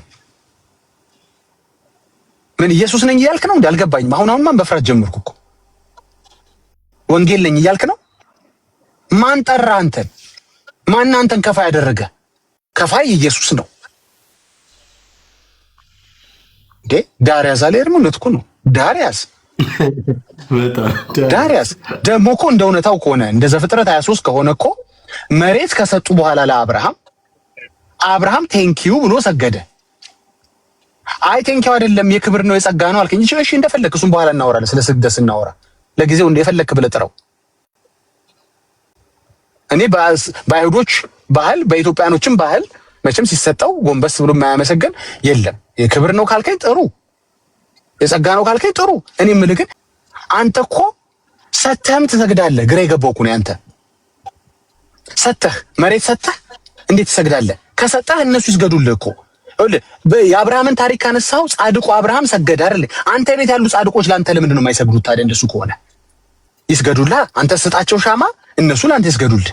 አንተ መሬት ስጣቸው፣ እነሱ ይስገዱልህ። ጻድቁ ከሌ ምን አይተባሉት? እንደዚህ ሊትራሊ ከሆነ የምትፈታው እያመሰገነ ቴንኪው እያለ ካልሆነ አብርሃም በባህላቸው መሰረት የክብር ከሆነ እሺ ጥሩ፣ እሺ ምንም ችግር የለውም እኮ የክብር ይስገዱልሃል። አንተ እኮ አንተም መሬት ሰጪ አንተም ሰጋጅ ሆንክ እኮ። ግራ የገባው እኮ ነው።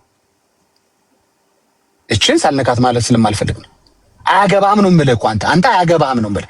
ያደረጉት ስለ ወንጌል ከሆነ አንተ ወንጌል አይደለም ዞር በል። ምን ቤት ነው ልክፈል የምትለው? የምን ውለታ ነው ያለብህ? ሞቱልህ? ምን ነው ኢየሱስ ውለታ ትዝ አይልህም?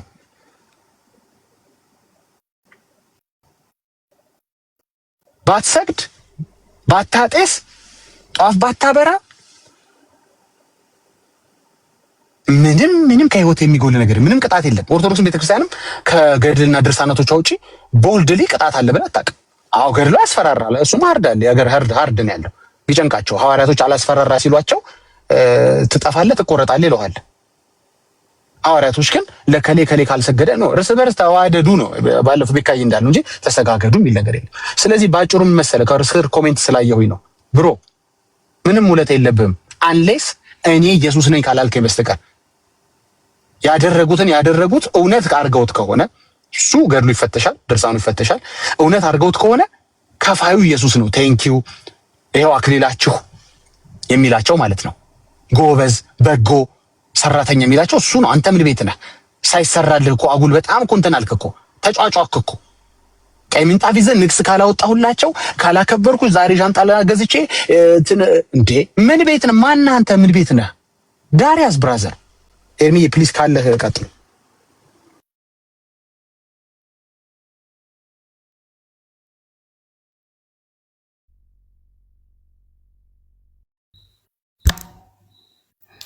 እኔማ ለአንድ ሳምንት ስዊዘርላንድ መሄድ አለብኝ ወንድምነትን ለማገዝ ቶሎ ወደ አገልግሎቱ እንዲመለስ።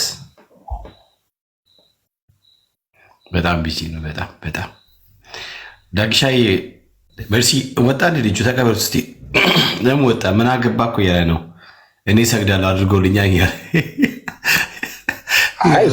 አሁን እውነት አወራ። እንደዛ ብሎ ከሆነ እውነቱን ነው። ምንም አያገባኝም። እኔ እውነቱ እኮ ነው።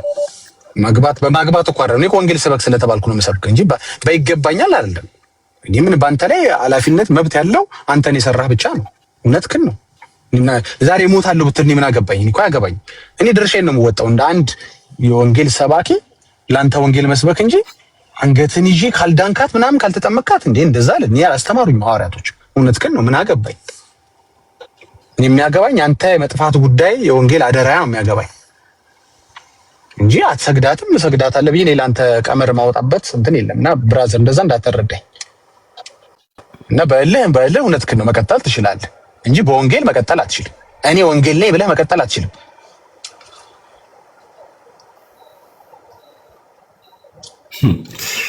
ይገርም።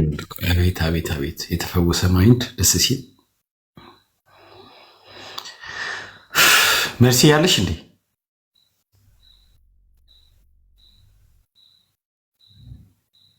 መርሲዋ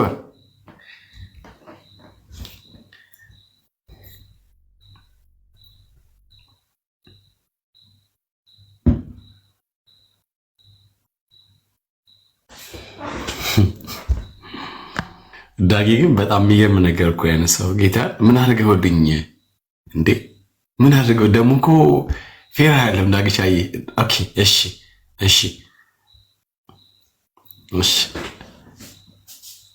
እየነዳሽ ነው መኪና እንትን ክላክሱን ፒፒ ላድርጋ እንዴ? ፒፒ ባሳ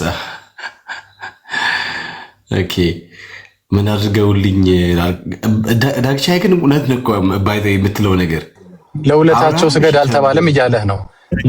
እያየሁ ነው ኮሜንቶች እና እንደዚህ እንኳን አልመለስም። ብዙም በደምብ እንደገባቸው ያስታውቃሉ። ገባህ? ጸጥ ረጭ ሲሉ ሲገባቸው ነው። እንደዚህ ደስ ይለኛልና ለውለታቸው እኮ ስገድ አልተባልክም ይላል። እስኪ ለምናቸው ነው ስገድ የተባልኩት? ናገባና ነገር እስኪ ለእንትናቸው ስገድ የተባልክ አንተ ምን ቤት ነህ እኮ ነው ማትመልሰው ጥያቄውን ይሄ ነው እኮ። ለወንጌል አይደል ያላችሁት? ለወንጌል ወጥተው ወርደው እንትን ብለው ያላችሁን እንግዲህ አንተ ወንጌል አይደለም ዳር ያዝ። ምን ቤት ነህ አንተ? ከፋይ አይደለም አንተ። ቴንኪው ማለት አትችልም አንተ። ዋጋ መስጠት አንተ፣ አክሊል መስጠት አንተ፣ ደሞዝ መስጠት፣ ሪዋርድ መስጠት አንተ አትችልም። አንተ የራስህ ሩጫ ነው መሮጥ የምትችለው። አንተም እንደዛው ለመሸለም እውነት ለወንጌል አድርገውት ከሆነ አንተም እንደዛው ያሸልማል እንደ ነገር አክሊል አለው እንደ ብለህ አንተም እንደነሱ ነው እንግዲህ። ግርም የሚያስቆርጥ ከሆነ መቆረጥ ነው። እኛ እንደውም ለሞት ነው የታሰብነው። አንተ የነገርከን መቆረጥ ነው። መሞትም ካስፈልገን ሞታለን። ለወንጌል ያሸልማል እንዴ? አስበዋል። ምን ቤት ነህ ነው የማትመልሰው ጥያቄ ይሄ ነው። ስለዚህ ለውለታቸው ስገዱ ካልተባልክ ለምናቸው ስገዱ እንደተባልክ እና እናሳየን። ለእንትን ግን እንትን ስገድ እስቲ አንድ ሐዋርያ ጥራልኝ። አንድ ሐዋርያ ብቻ ለእንትንህ ብሎ የሰገደ አንድ ሐዋርያ እንትን ስለሆንክ ይሄው እንትን ብሎ የሰገደ የለም እኮ። አሁን ጣጣ ውስጥ ነው የገባችሁት። እኛ ማርያም እንዳደረገች ነው የምናደርገው። አንሰማችሁ እንኳን ስለን አይደለም እኮ ፊዚካሊ እንደዚህ በአይኔ እያየሁት ቢገለጥ ገብርኤል አልሰግድም። ለምን ሲለኝ ገብርኤል ከእናቴ ማርያም ተመሬ እለዋለሁ። ምን ይመጣል እስኪ ከዛ ንገረኝ። ወይ ማርያም ተሳስታለች ወይ እኔ ተሳስቻለሁ ማለት ነው። እንግዲህ ማን እንደተሳሳተ እኔ እናያለን። ኤግዛክትሊ እሱ ያደረገችው እናደርጋለን። እስኪ ምን እንደሚመጣ እናያለን። የዛን ጊዜ ወይ ደግሞ ጥሩ ፈለግ አይደለችም ምናምን እንዴት ምናምን ብለህ እንግዲህ ካልደፈርካት በስተቀር ማለት ነው። እኔ ጥሩ ፈለግ ነች ብዬ ነው ጥሩ አራያ ነች ብዬ ነው የማምነው።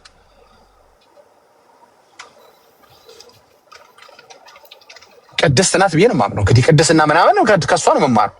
ቅድስና እንግዲህ ምን ታደርገዋለህ? እንግዲህ ብዙ ሐዋርያቶች እንደተማሩ ከሷም እማራለሁ።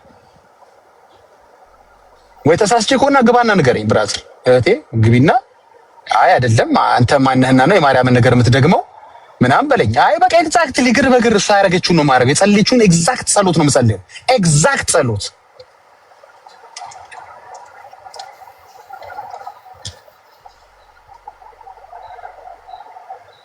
ዛሬም እንደዛ ነው። ልክ እሷ እንዳለችው እሱን ስሙት እላለሁ። እኔም እግር በእግር ተከትዬ እርሱን ስሙት፣ እሱ የሚላችሁን አድርጉ። ከየት አመጣይና አባባል ከማርያም ትክክለኛ አባባል ስለሆነ ምርጥ ሞዴል ስለሆነች እንግዲህ አሁን መጣ ምን ታደርገዋለህ? አሁን ምንድነው የምታደርገው መሰለህ? በሚቀጥለው ቤት ከፍትና ማርያም አይደለችም ትክክል፣ ዮሐንስ ነበር ትክክል፣ ከአንዴም ሁለቴ መስገዱ የክብር መስገዱ እና እንትና ደግሞ ሎጥ ደግሞ እንደሰገደ አብርሃም ብለህ ማርያም ሪፊውት ታረጋታል። ዲባንክ አርጋት እስኪ ወድ ኮንክ አሁን ያዝ ነው ተይዛል። አሁን በቃ ምን ታደርገዋለህ? ጴንጤ ማርያም ያደረገችው እናደርጋለሁ እያለ ነው። ኦርቶዶክስ ደግሞ አይ አይደለም አብርሃም ያደረገው ነው የምናደርገው፣ ሩት ያደረገችው ነው የምናደርገው፣ ሎጥ ያደረገው ነው የምናደርገው፣ የማርያም አይደለም ትክክል ብላችሁ እንትን አልኩ። አንተ እኮ ስዕል ነው እኮ የምታወራኝ እኮ ራሱ ገብርኤል እኮ አልኩ በአካል ቢገለጥ ይሄ ቅዱስ የተወደደ መልአክ በጣም እናከብረው መልአክ ቢገለጥ ራሱ አልሰግድለትም። ፒሪየድ። ከዛ ዲባንክ ልታረገኝ ስትል ማርያም ትሆንባለች፣ አርፈህ ትቀመጣለህ ማለት ነው። እስቲ ማርያም ይሄን አድርጋለች እስኪ እንደዚህ በለኝ። ምንም የማላደርገው ነገር የለም። ትውልድ ሁሉ ብጽዕት ይለኛል ብላለች፣ እኔም ብጽዕት እላታለሁ። ምንም አያንቀኝም። ታውቃለህ፣ የማርያም አያንቀኝም። ያንተ ትምህርት ነው የሚያንቀኝ። እርስ በርስ ተዋደዱን እርስ በርስ ተሰጋገዱ ብለህ ቀየርከው ያንተ ነው የሚያንቀኝ እንጂ ማርያም በጣም ነው የሚመቸኝ። በጣም በሉ ተባረኩ። ወዳችሁ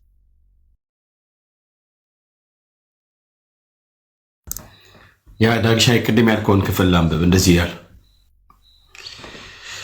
እሺ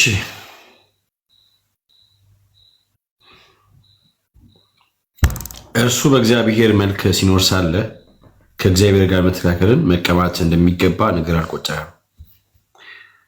ነገር ግን የባሪያ መልክ ይዞ በምሳሌውም በሰው ምሳሌ ሆኖ ራሱን ባዶ አደረገ። በምስሉም እንደ ሰው ተገኝቶ ራሱን አዋረደ፣ ለሞቱም ይኸውም የመስቀል ሞት እንኳን የታዘዘ ሆነ። በዚህ ምክንያት ደግሞ እግዚአብሔር ያለ ልክ ከፍ አደረገው፣ ከስም ሁሉ በላይ ያለውን ስም ሰጠው። ይህም በሰማይና በምድር ከምድርም በታች ያሉ ሁሉ በኢየሱስ ስም ይንበረከክ ዘንድ ምላስም ሁሉ ለእግዚአብሔር አብ ክብር ኢየሱስ ጌታ እንደሆነ ይመሰክር ዘንድ ነው ይላል።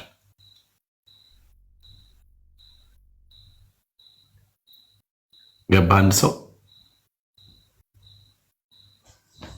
ሁሉ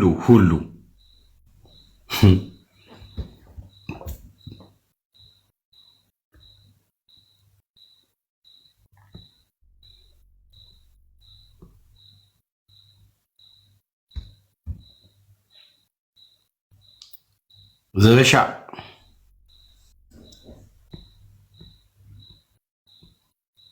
ሙልን ወይ አረ ቦልኬ ነው እንዴ? አረ ቦልኬ አረ በስመ አብ ወልድ አንድ ስድስት ነበር እንደው በውስጥ ተነጋግሬ ከኦርቶዶክሳን አባቶች ጋር በውስጥ ተነጋግሬ ስማ ከመስከረም 1 እስከ ጳጉሜ 6 ምዕመናቶች የሚጾሙበትን ዘዴ ላዋራቸው ነበር። እንዳለ ከጾም ጋር አብሮ የሚፈታ አንደበት አለ። አንዳንድ አንደበት ግን እንወዳቸዋለን ኦርቶዶክስ። አረ በጣም ይደብራል። ዳግቻዬ እንዴ አይ ቀንሷል። አሁን እዚህ ጋር ሳይ እንግዲህ ተቦልከው ሆነ አላውቅም። በጣም ጥሩ ነው። እስኪ ጥያቄ ካላችሁ ግቡና ኤርሚዬም ስላለ ያላጨድኩት ሰው የለም፣ ያልቦለኩት ሰው የለም። እስኪ ገብተህ ቼክ ብሎ አሁን በተናገርነው ሀሳብ ላይ ያላችሁ ታውስ ቤካዬ ግን ብሎ ቋንቋ ብዙም እኔ የለውባትም። ከኔ ቤት ያሉትን ራሱ እንደ አፈታቱን ብትነግሩኝ እና ብትፈቱልኝ ደስ ይለኛል። አራት ፍታቸው ይቀመጡ የተወለቁም አይቀመጡ። እንግዲህ እኔ የለሁበትም እዚህ ላይ ነው ኮሜንት ይዛሉ። ለምንድን ነው የሚሰደበው? ቤካ ይላል። ቤካ ወንጌል ስሙ ነው አትፖልካቸው እየሰደቡ እንደሆነ ለምንድን ነው የሚሰደበው? ዋት ለምን ሰደበው? ደከመኝ ብራዘር ስጋ ለባሽ እኔ የለሁበት ሚውት ላድርግ እዚህ ላይ ደከመኝ ጌታ ኤርሜን ጉድ እየሰማ ነው ወይስ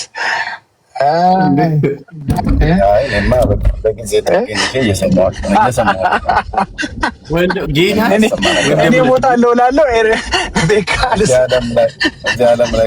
ብዙ ነገር እኮ ነው የሚሰማው። ዳጊ መቻያውን ስጠት ብለን እንጂ ወይኔ ጌታ ሰላም ብያለሁ። ለማንኛውም ሁላችሁንም ሰላም ብያለሁ። ሰላም ደህና ነን። ሰናይ፣ ቤካ፣ ዳግሻዬ፣ ሌሎችም ወገኖች ሁላችሁንም ሰላም ብያለሁ። እስካሁን ድምጻችሁን አልሰማሁም ነበር፣ ጥሩ ቦታ ላይ ስላልነበርኩ። እንዴት ናችሁ? ወንድምነት እንዴት ነው ያለው? እንኳን ደህና መጣ። ስንቴ ዳጊ ሰላም አለ፣ ስንቴ ጠራለን።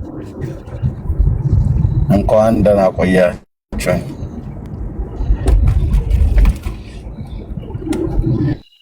አይ ወንጌል ኦርቶዶክስ ቤት ጠላና ዳቦ ወንጌል ጠላና ዳቦ እኮ እያቀረቡልህ አይደለም እንደ ኦርቶዶክስ የምትሰብከው። እዚህ ስድብ ነው የሚያቀርቡልህ። የእነሱ ዝም ብሎ በስም ወንጌል ይባላል፣ ግን እዛ ስትሰብክ ከንፈሮት እንዳይደርቅ አባታችን እችን ይጠጡ ተብለህ ነጭ ከጥቁር ስንዴ አማርጠው ዳቦ ክብርህን ብሎክ ታደርጋለህ ይሉታል። ከስር ክብርህን ብሎክ ታደርጋለህ ይሉታል። መሰደብ ክብር ነው ስትል እና ታዲያ መሰደብማ በጣም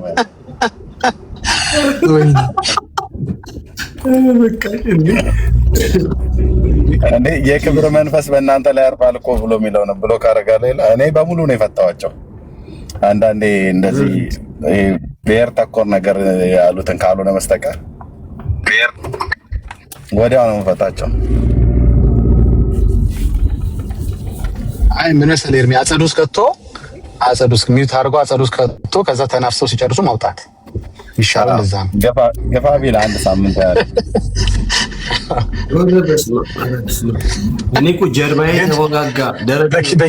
በቤኬ የደረሰ ግን አይደረስባችሁ። አይ በደንብ ነው እንጂ መሳደብ ያለባቸው እነሱ። አሁን እኮ የታለ ስድብ? ስድብ እኮ ድሮ ቀረ እንደሚባል ነው። መዝሙር ድሮ ቀረ እንደሚባል ስድብ ድሮ ቀረ ነው የሚባል። አሁን እኮ እንደውም የሉም።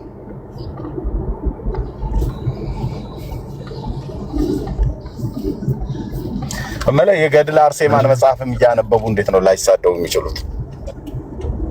እሷ እንደዛ እኮ ነው የምትሳደበው። ክርፋታ፣ ዲያብሎስ፣ ውሻ፣ ያጋንንት ማደሪያ። ይሄ የአርሴማ ስድብ ነው ብቸኛ። ወይኔ እርሚ እሱ ነገር የጻፍኩት ነበረ። ቆይ እሺ የሚገርም አዘጋጅቼዋለሁ። እሱ ጽፌው ይሄ ነገር ስድብ ትክክል ነው ብዬ ቆይ እሺ ቀጥል። የሸተተህ የተላህ እንደዚህ ቃል በቃል እኮ ነው ገድሉ ላይ የሸተትክ የተላህ እንትን ክርፋታ ምንድነው ደግሞ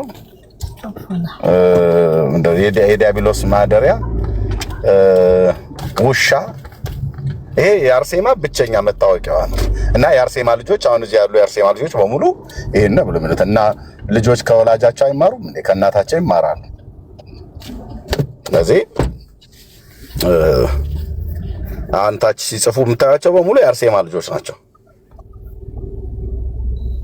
እንደዚህ አይነት ስድብ የሚጽፉ ማለት ነው። እና የት አለ እንደውም እኮ አሁን እኮ ቀለል ብሏል።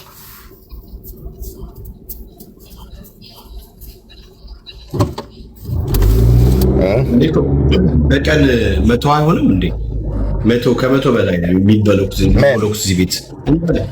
ሞዴሬተሮችን ቦልኳቸው። ኧረ ነው ፍታቸው፣ በሙሉ ፍታቸው። እሺ እንግዲህ ወንድምነት ካላችሁ በሙሉ ፍታቸው።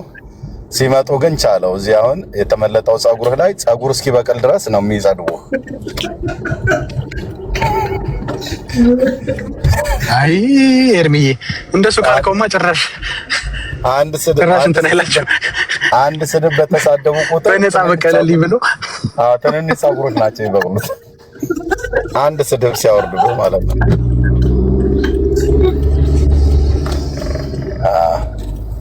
ከነገርከው በቃ ኮስት ኢፌክቲቭ ነውና በነፃ እንትና ቪዲዮ ሰማ እንዴ ወንድምነት እንደዚህ ቪዲዮ ሰማ። እንደዚህ ቪዲዮ ላሰማ። ቆይ ሁለት ቪዲዮ ላሰማ። ምን አይነት ቪዲዮ? አይ እኔ በቀኛው ላይ ብዬ ነው የወጣሁትኝ። ምንም ክፉ ቪዲዮ ምናምን ነገር እንዳታሰሙ። ደግ ቪዲዮ እህትየው ከታች እየጻፈች ነበረ። ምንድን ነው የምታሳዩኝ ቪዲዮ? እሺ ላሰማሽ። በጣም በሚገርም ሁኔታ አንድ ሰው ካላመነ ሲጀምር ወደ ጥምቀት ሊሄድ አይችልም ማለት ሊጠመቅ ይችላል። ወንጌል ተሰብኮለት ክርስቶስ ጌታ ነው ብለው አይ አልቀበልም ብሎ ጥምቀት ግን ሊቀበል ይችላል። እንዴት ሊቀበል ይችላል? ወንጌሉ ሲጀመር ወንጌል ጥምቀትንም የያዘ ነው። ኦኬ ወንጌል ማለት ኦኬ ሰው የሚድነው አምኖ ተጠምቆ ነው የሚለውን ትምህርት ጭምር የያዘ ነው። ሰው ለመዳን ክርስቶስን መቀበል አለብህ፣ ማመን አለብህ፣ መጠመቅ አለብህ የሚለውን አላምንም ካለ ተጠመቅ ልትለው አትችልም። ምክንያቱ ሲጀመር በወንጌል እኮ አላመነ፣ በትምህርቱ ሳይቀበል እንዴት ወደ ጥምቀት ሊሄድ ይችላል? ስለዚህ ያላመነ ሲል ከጅምሩ ትምህርቱን ያልተቀበለ ሰው ሊጠመቅ በጭራሽ ራሱ አይችልም። ለዛ ነው የጥምቀት ወንጌል የምናውቀው። ይህን ቪዲዮ ላክልኝ። እራሱ እኮ አሁን የሚያወራው ሰውዬ እራሱ ይህን ድርጊት አላደረገውም። አሁን ይህንን ያወራው ሰው ማለት እራሱ ይህን ቪዲዮ በፍጹም አላደረገውም። ይሰማል ድምጼ? ያ ይሰማል። አሁን ይህን የተናገረው ሰው አንተ ወንጌሉን ሰምተህ ተምረህ አውቀህ ጌታን ተቀበለህ ነው ወይ ተጠመቀው ብለህ ብትለው ኖ ፐርሰናል አታድርገው ነው የሚለው። ፐርሰናልኛ ቴዎሎጂውን ነው የምናወራው ነው የሚለው እንዳክሊለ ማለት ነው። ያላደረጉትን በህይወታቸው ላይ አፕላይ ያላደረጉትን ነገር ያው ቲክታክ ተመቸ ወሬ ማለት ወሬ። አንድ ኦርቶዶክሳዊ አምኖ የተጠመቀ የለም። አንድ እና ያው ፖለቲካውን ነው ለማለት ነው።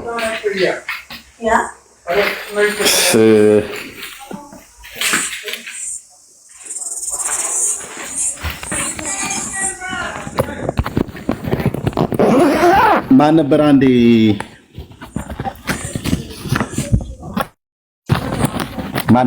የሆነ ጥያቄ ሲጠይቀው ሰለሞን የሚባለው ወንድም ሲጠይቀው እኔ እንትኑ ነው ምንድነው ቴዎሎጂውን ነው ማውራት የምፈልገው ፐርሰናል አታድርገው ያለው ማለት ቀድሜ ያልኩት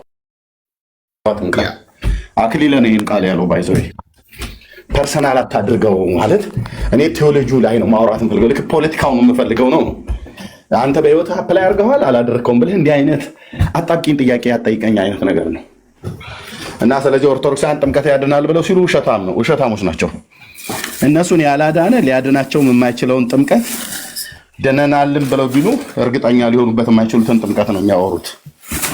ስለዚህ እኛ ፖለቲካ ሰልችቶናል እና ጸጋ ይብዛላችሁ። ቀጥሉ እናንተ። ጥቂት ደቂቃ ቢዚ ሆናለሁ። እቃ የጫንኩ ስለሆንኩ መኪና ውስጥ ቴንክ ዩ። እሺ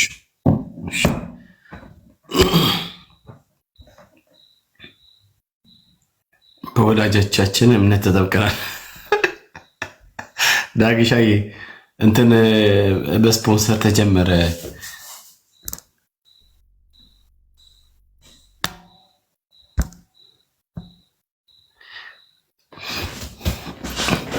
ዳግሻዬ ወደ ቀደመው ሀሳባችን ስንመጣ ቀደም እንዳልከው ለምሳሌ የስግደቱ ጉዳይ ምናምን ነገር ማለት ፌር አይደለም። ለምሳሌ አብርሃም ቀደም እንዳልከው የቄጤ ሰዎች ለአብርሃም ስላደረጉለት ነው አለ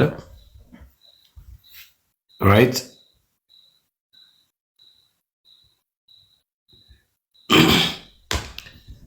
እና እሺ እንደ እንግዶች ገብተዋል እንዴ? መርሲያችን እንደ ሰኒያችን እንዴት ናቸው? ደህና ናቸው ወይ? ሰላም በሉን እስቲ። እኔ ሰላም ልበላችሁ። እንዴት ናችሁ? እኔ ውጭ ነኝ። ዝናብ ዘነበ። ሰላም ነው፣ ሁሉ መልካም። ዳጊ ዝናብ ዘነበ? ዝናብ እየዘነበ ነው፣ ደስ ሲል ብታዩ። እናንተ ጋር ይዘንባል እንዴ? አዎ ይሄን 2 ቀን ዝናብ ነው፣ ገርሞኛል። እኔም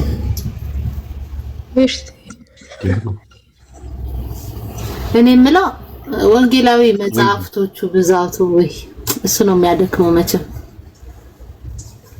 አንድ ቀን እነሱም ሲጥሉት አንተም እንድጥለው እንግዲህ የሆነ ቀን ይህ ቀን በደረሰና ባረፍን።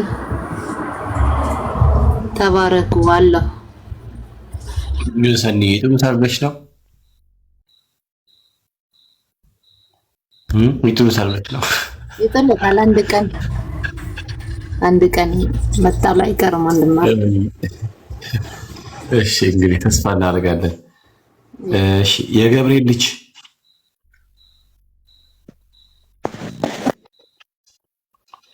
ልጅ አረቴ በጌታ ሪፖርቱን በቃ ላስወርደሽ ነው፣ አትደበቂ።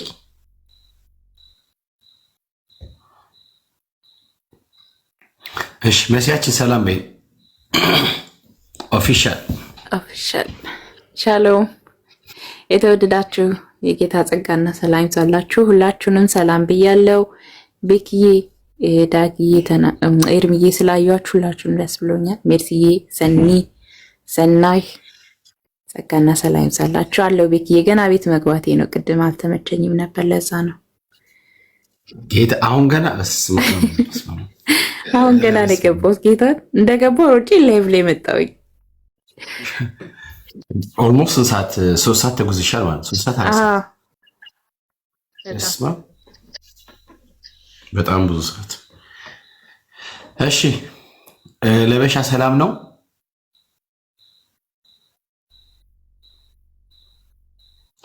ለበሻ በቃ ታስገቡት። አሁን ይሄ ሰው የትም ስታገኙት እንዳታስገቡ። እንደዚህ አይነት ባህሪ ያለው ማለት ነው። ሲጀመር 10 ምናምን ፎሎወር ነው።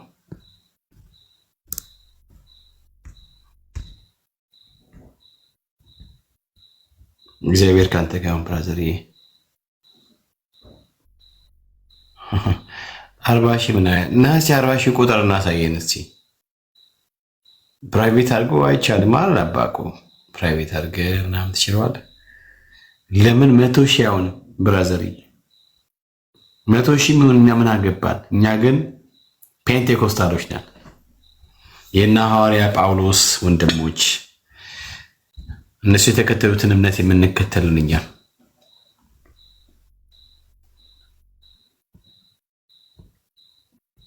እና ዳግሻዬ ምንድነው እሱ ጧፍ ገዝቶ ሲሄዱ ጧፉን ለኩሶ እንትን ሲሉ መስገድ ሳይሆን መሰገድ ነው የሚገባቸው ነው።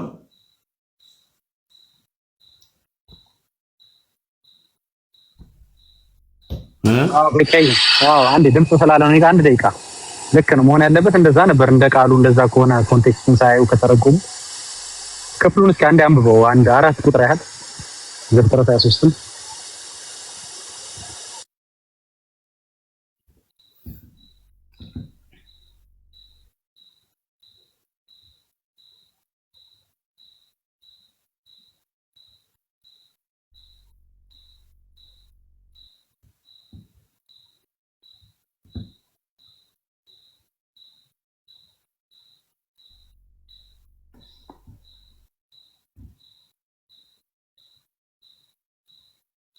ድምጽ ጠፋ።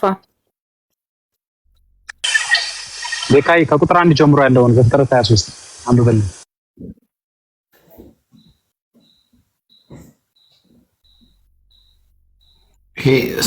እዚህ ግን በጣም ረጅም ስም ነው። በኢየሱስ ምንድነው አሁን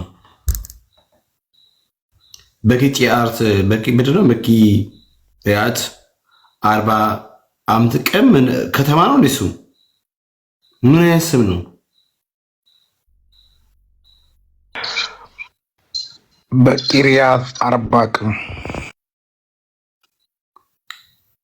በጣም ረጅም ነው። ኧረ በስመ አብ በሳይ ቤተሰጥሮት ምን ችግር አለ? እሺ ሞተች። እርሷም በከነዓን ምድር ያለች ኬብሮን ናት። አብርሃም ለሳራ ሊያዝናትና ሊያስለቅሳት ነው የሚለው። ሊያስለቅሳት ተነሳ። አብርሃምም ከሬሳው አጠገብ ተነሳ፣ ለቄጤ ልጆችም እንዲህ ሲል ተናገረ። እኔ በእናንተ ዘንድ ስደተኛና መጻተኛ ነኝ። በእናንተ ዘንድ የመቃብር ርስት ስጡኝ፣ ሬሳዬንም ከፊቴ ልቅበር። የቄጤ ልጆችም ለአብርሃም መለሱ አሉትም፣ ጌታዬ። እንዴት ጌታዬ አሉት? ዳግሻዬ ጌታዬ ሆይ ስማን፣ አንተ በእኛ መካከል ከእግዚአብሔር አለቃ ነህ። ከመቃብር ስፍራችን በመልካም ቦታ ሬሳን ቅበር። ሬሳን ትቀብር ዘንድ ከኛ መቃብሩን የሚከለክል የለም። አብርሃም ተነሳ፣ ለምድሩ አሕዛብም ለቄጢ ልጆች ሰገደ ይላል።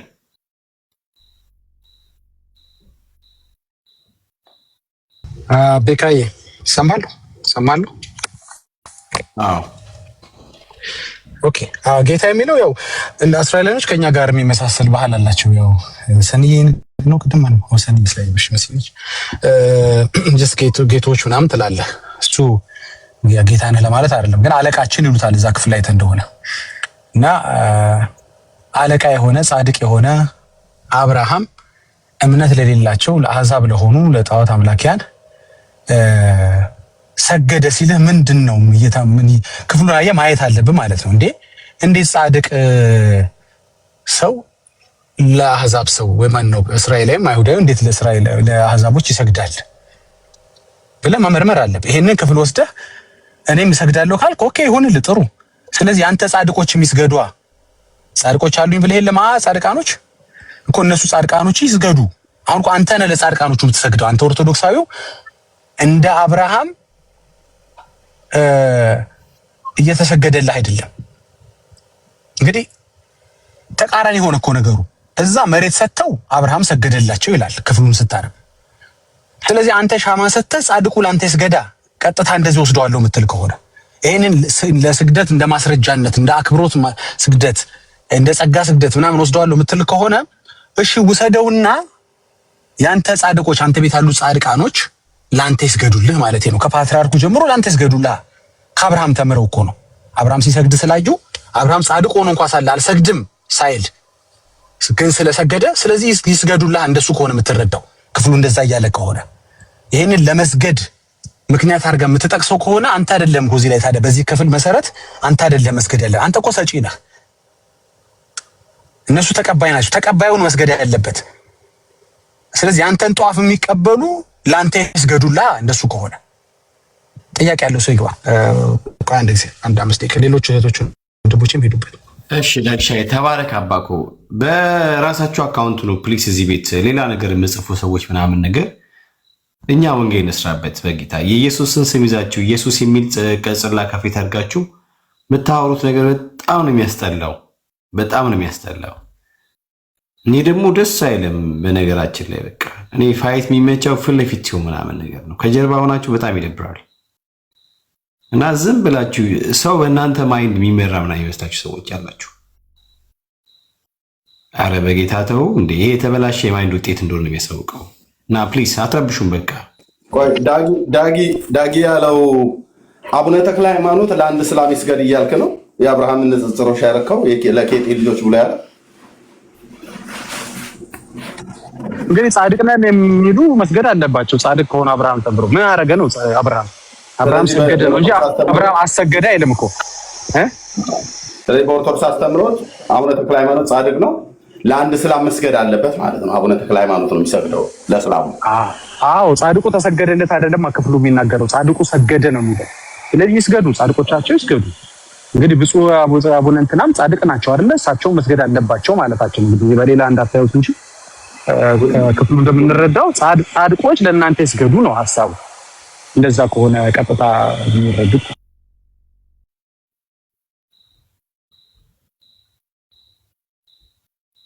ኤርሚ ያለ ይሰማል?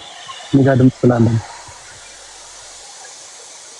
አይ ገባኝ እኮ አሁን። አይ ጉድ ነው ያልኩት። አዎ ሌላው ደግሞ ምን መሰለ የሰጠ አልሰገደም። እዛ ክፍል ላይ እንደሆነ የሰጠ ተሰገደለት። አሁን እኮ እየሆነ ያለው የሰጠም እየሰገደም ነው። ሰግደውም ሰጥተውም ይሆናል እንዴ? ኤርሚ ፌር አይደለም። ትንሽ አረፍ ብለው ነበር ለአንድ ወር ያህል መጽሐፋቸው እንደገና ደግሞ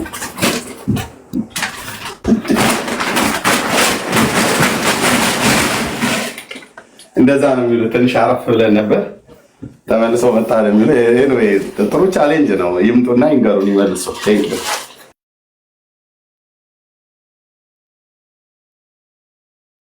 አልገባኝም። ማን ለማን ነው የሚሰግደው? ወዴት ነው የሚሰገደው? ዳጊ ማን ያወራው? መስዬ ነሽ?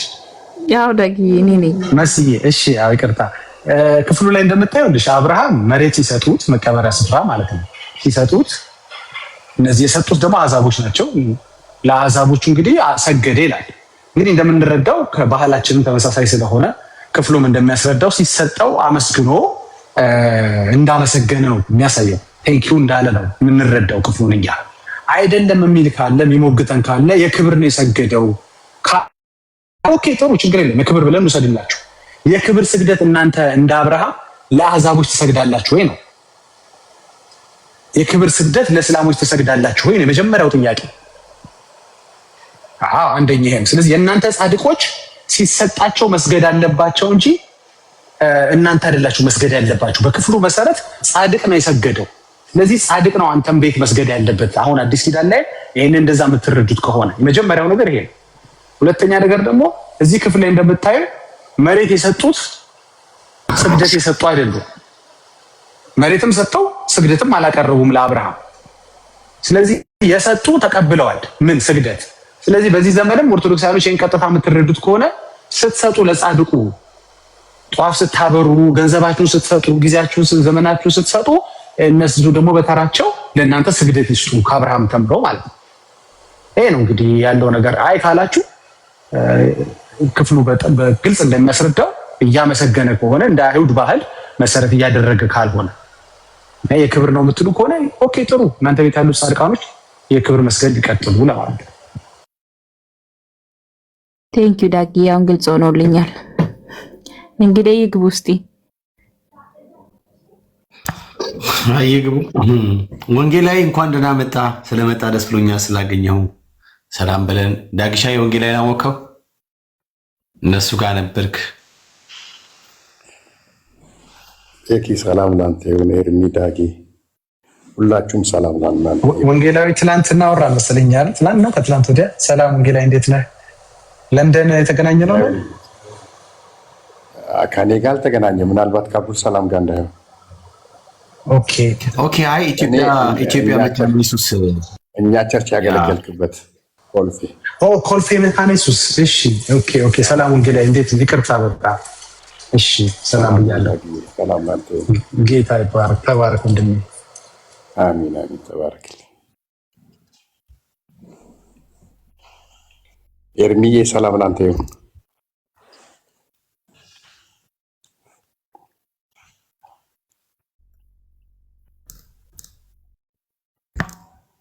ወንጌላዊ ኤርሚዬ ትንሽ ቢዚ ሆኗልና ምናልባት ካልመለሰልህ በጣም ቢዚ ስለሆነ ነው። እኔ የምልህ ቤኪ ሰው ፈታሃል እንዴ? ከብሎክ ላይ አልፈታው እና ምንድነው ዛሬ ከታች ምን እንደሚሉት? መቼም ዳጊን አይተው መሆን አለበት። እሺ ካቶሊክ ላስገባላ ዳግሻዬ።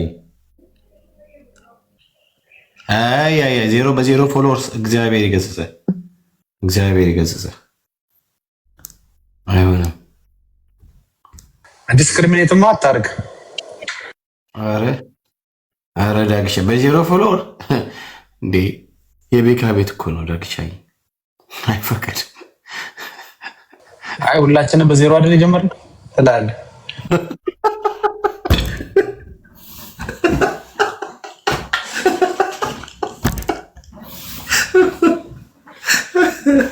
እኛ ፎሎወር 0 ሲሆን ሳይሆን ህይወት 0 ሲሆን ነው የምንጣላው። እንዴ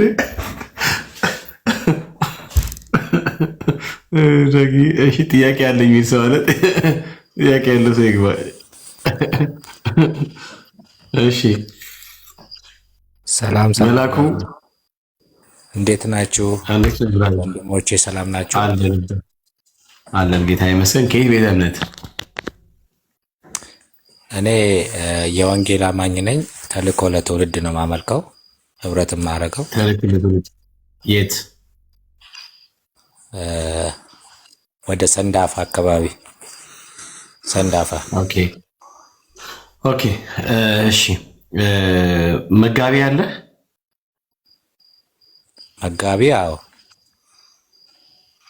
ኦኬ ታዲያ መጋቢ ካለ እኮ ጥያቄ ቢፈጥር መጋቢ ነው ልጠይቅ የሚገባው ነው። እዚህ እዲህ ቤት በብዛት የምታደርጉ ወንድሞቼን ብጠይቅም ችግር የለውም ብዬ ነው። አይ እኛ በቸርች ስራው ሰንገባት በቸርች ስልጣን እናምናለን።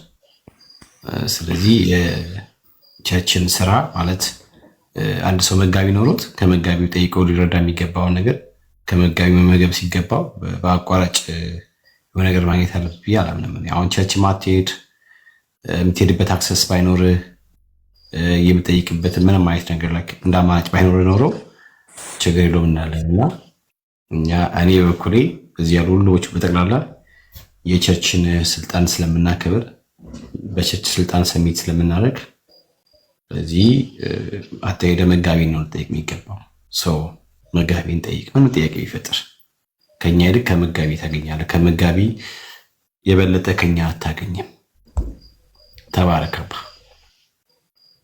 እሺ ችግር የለውም። እሺ ተባረክ።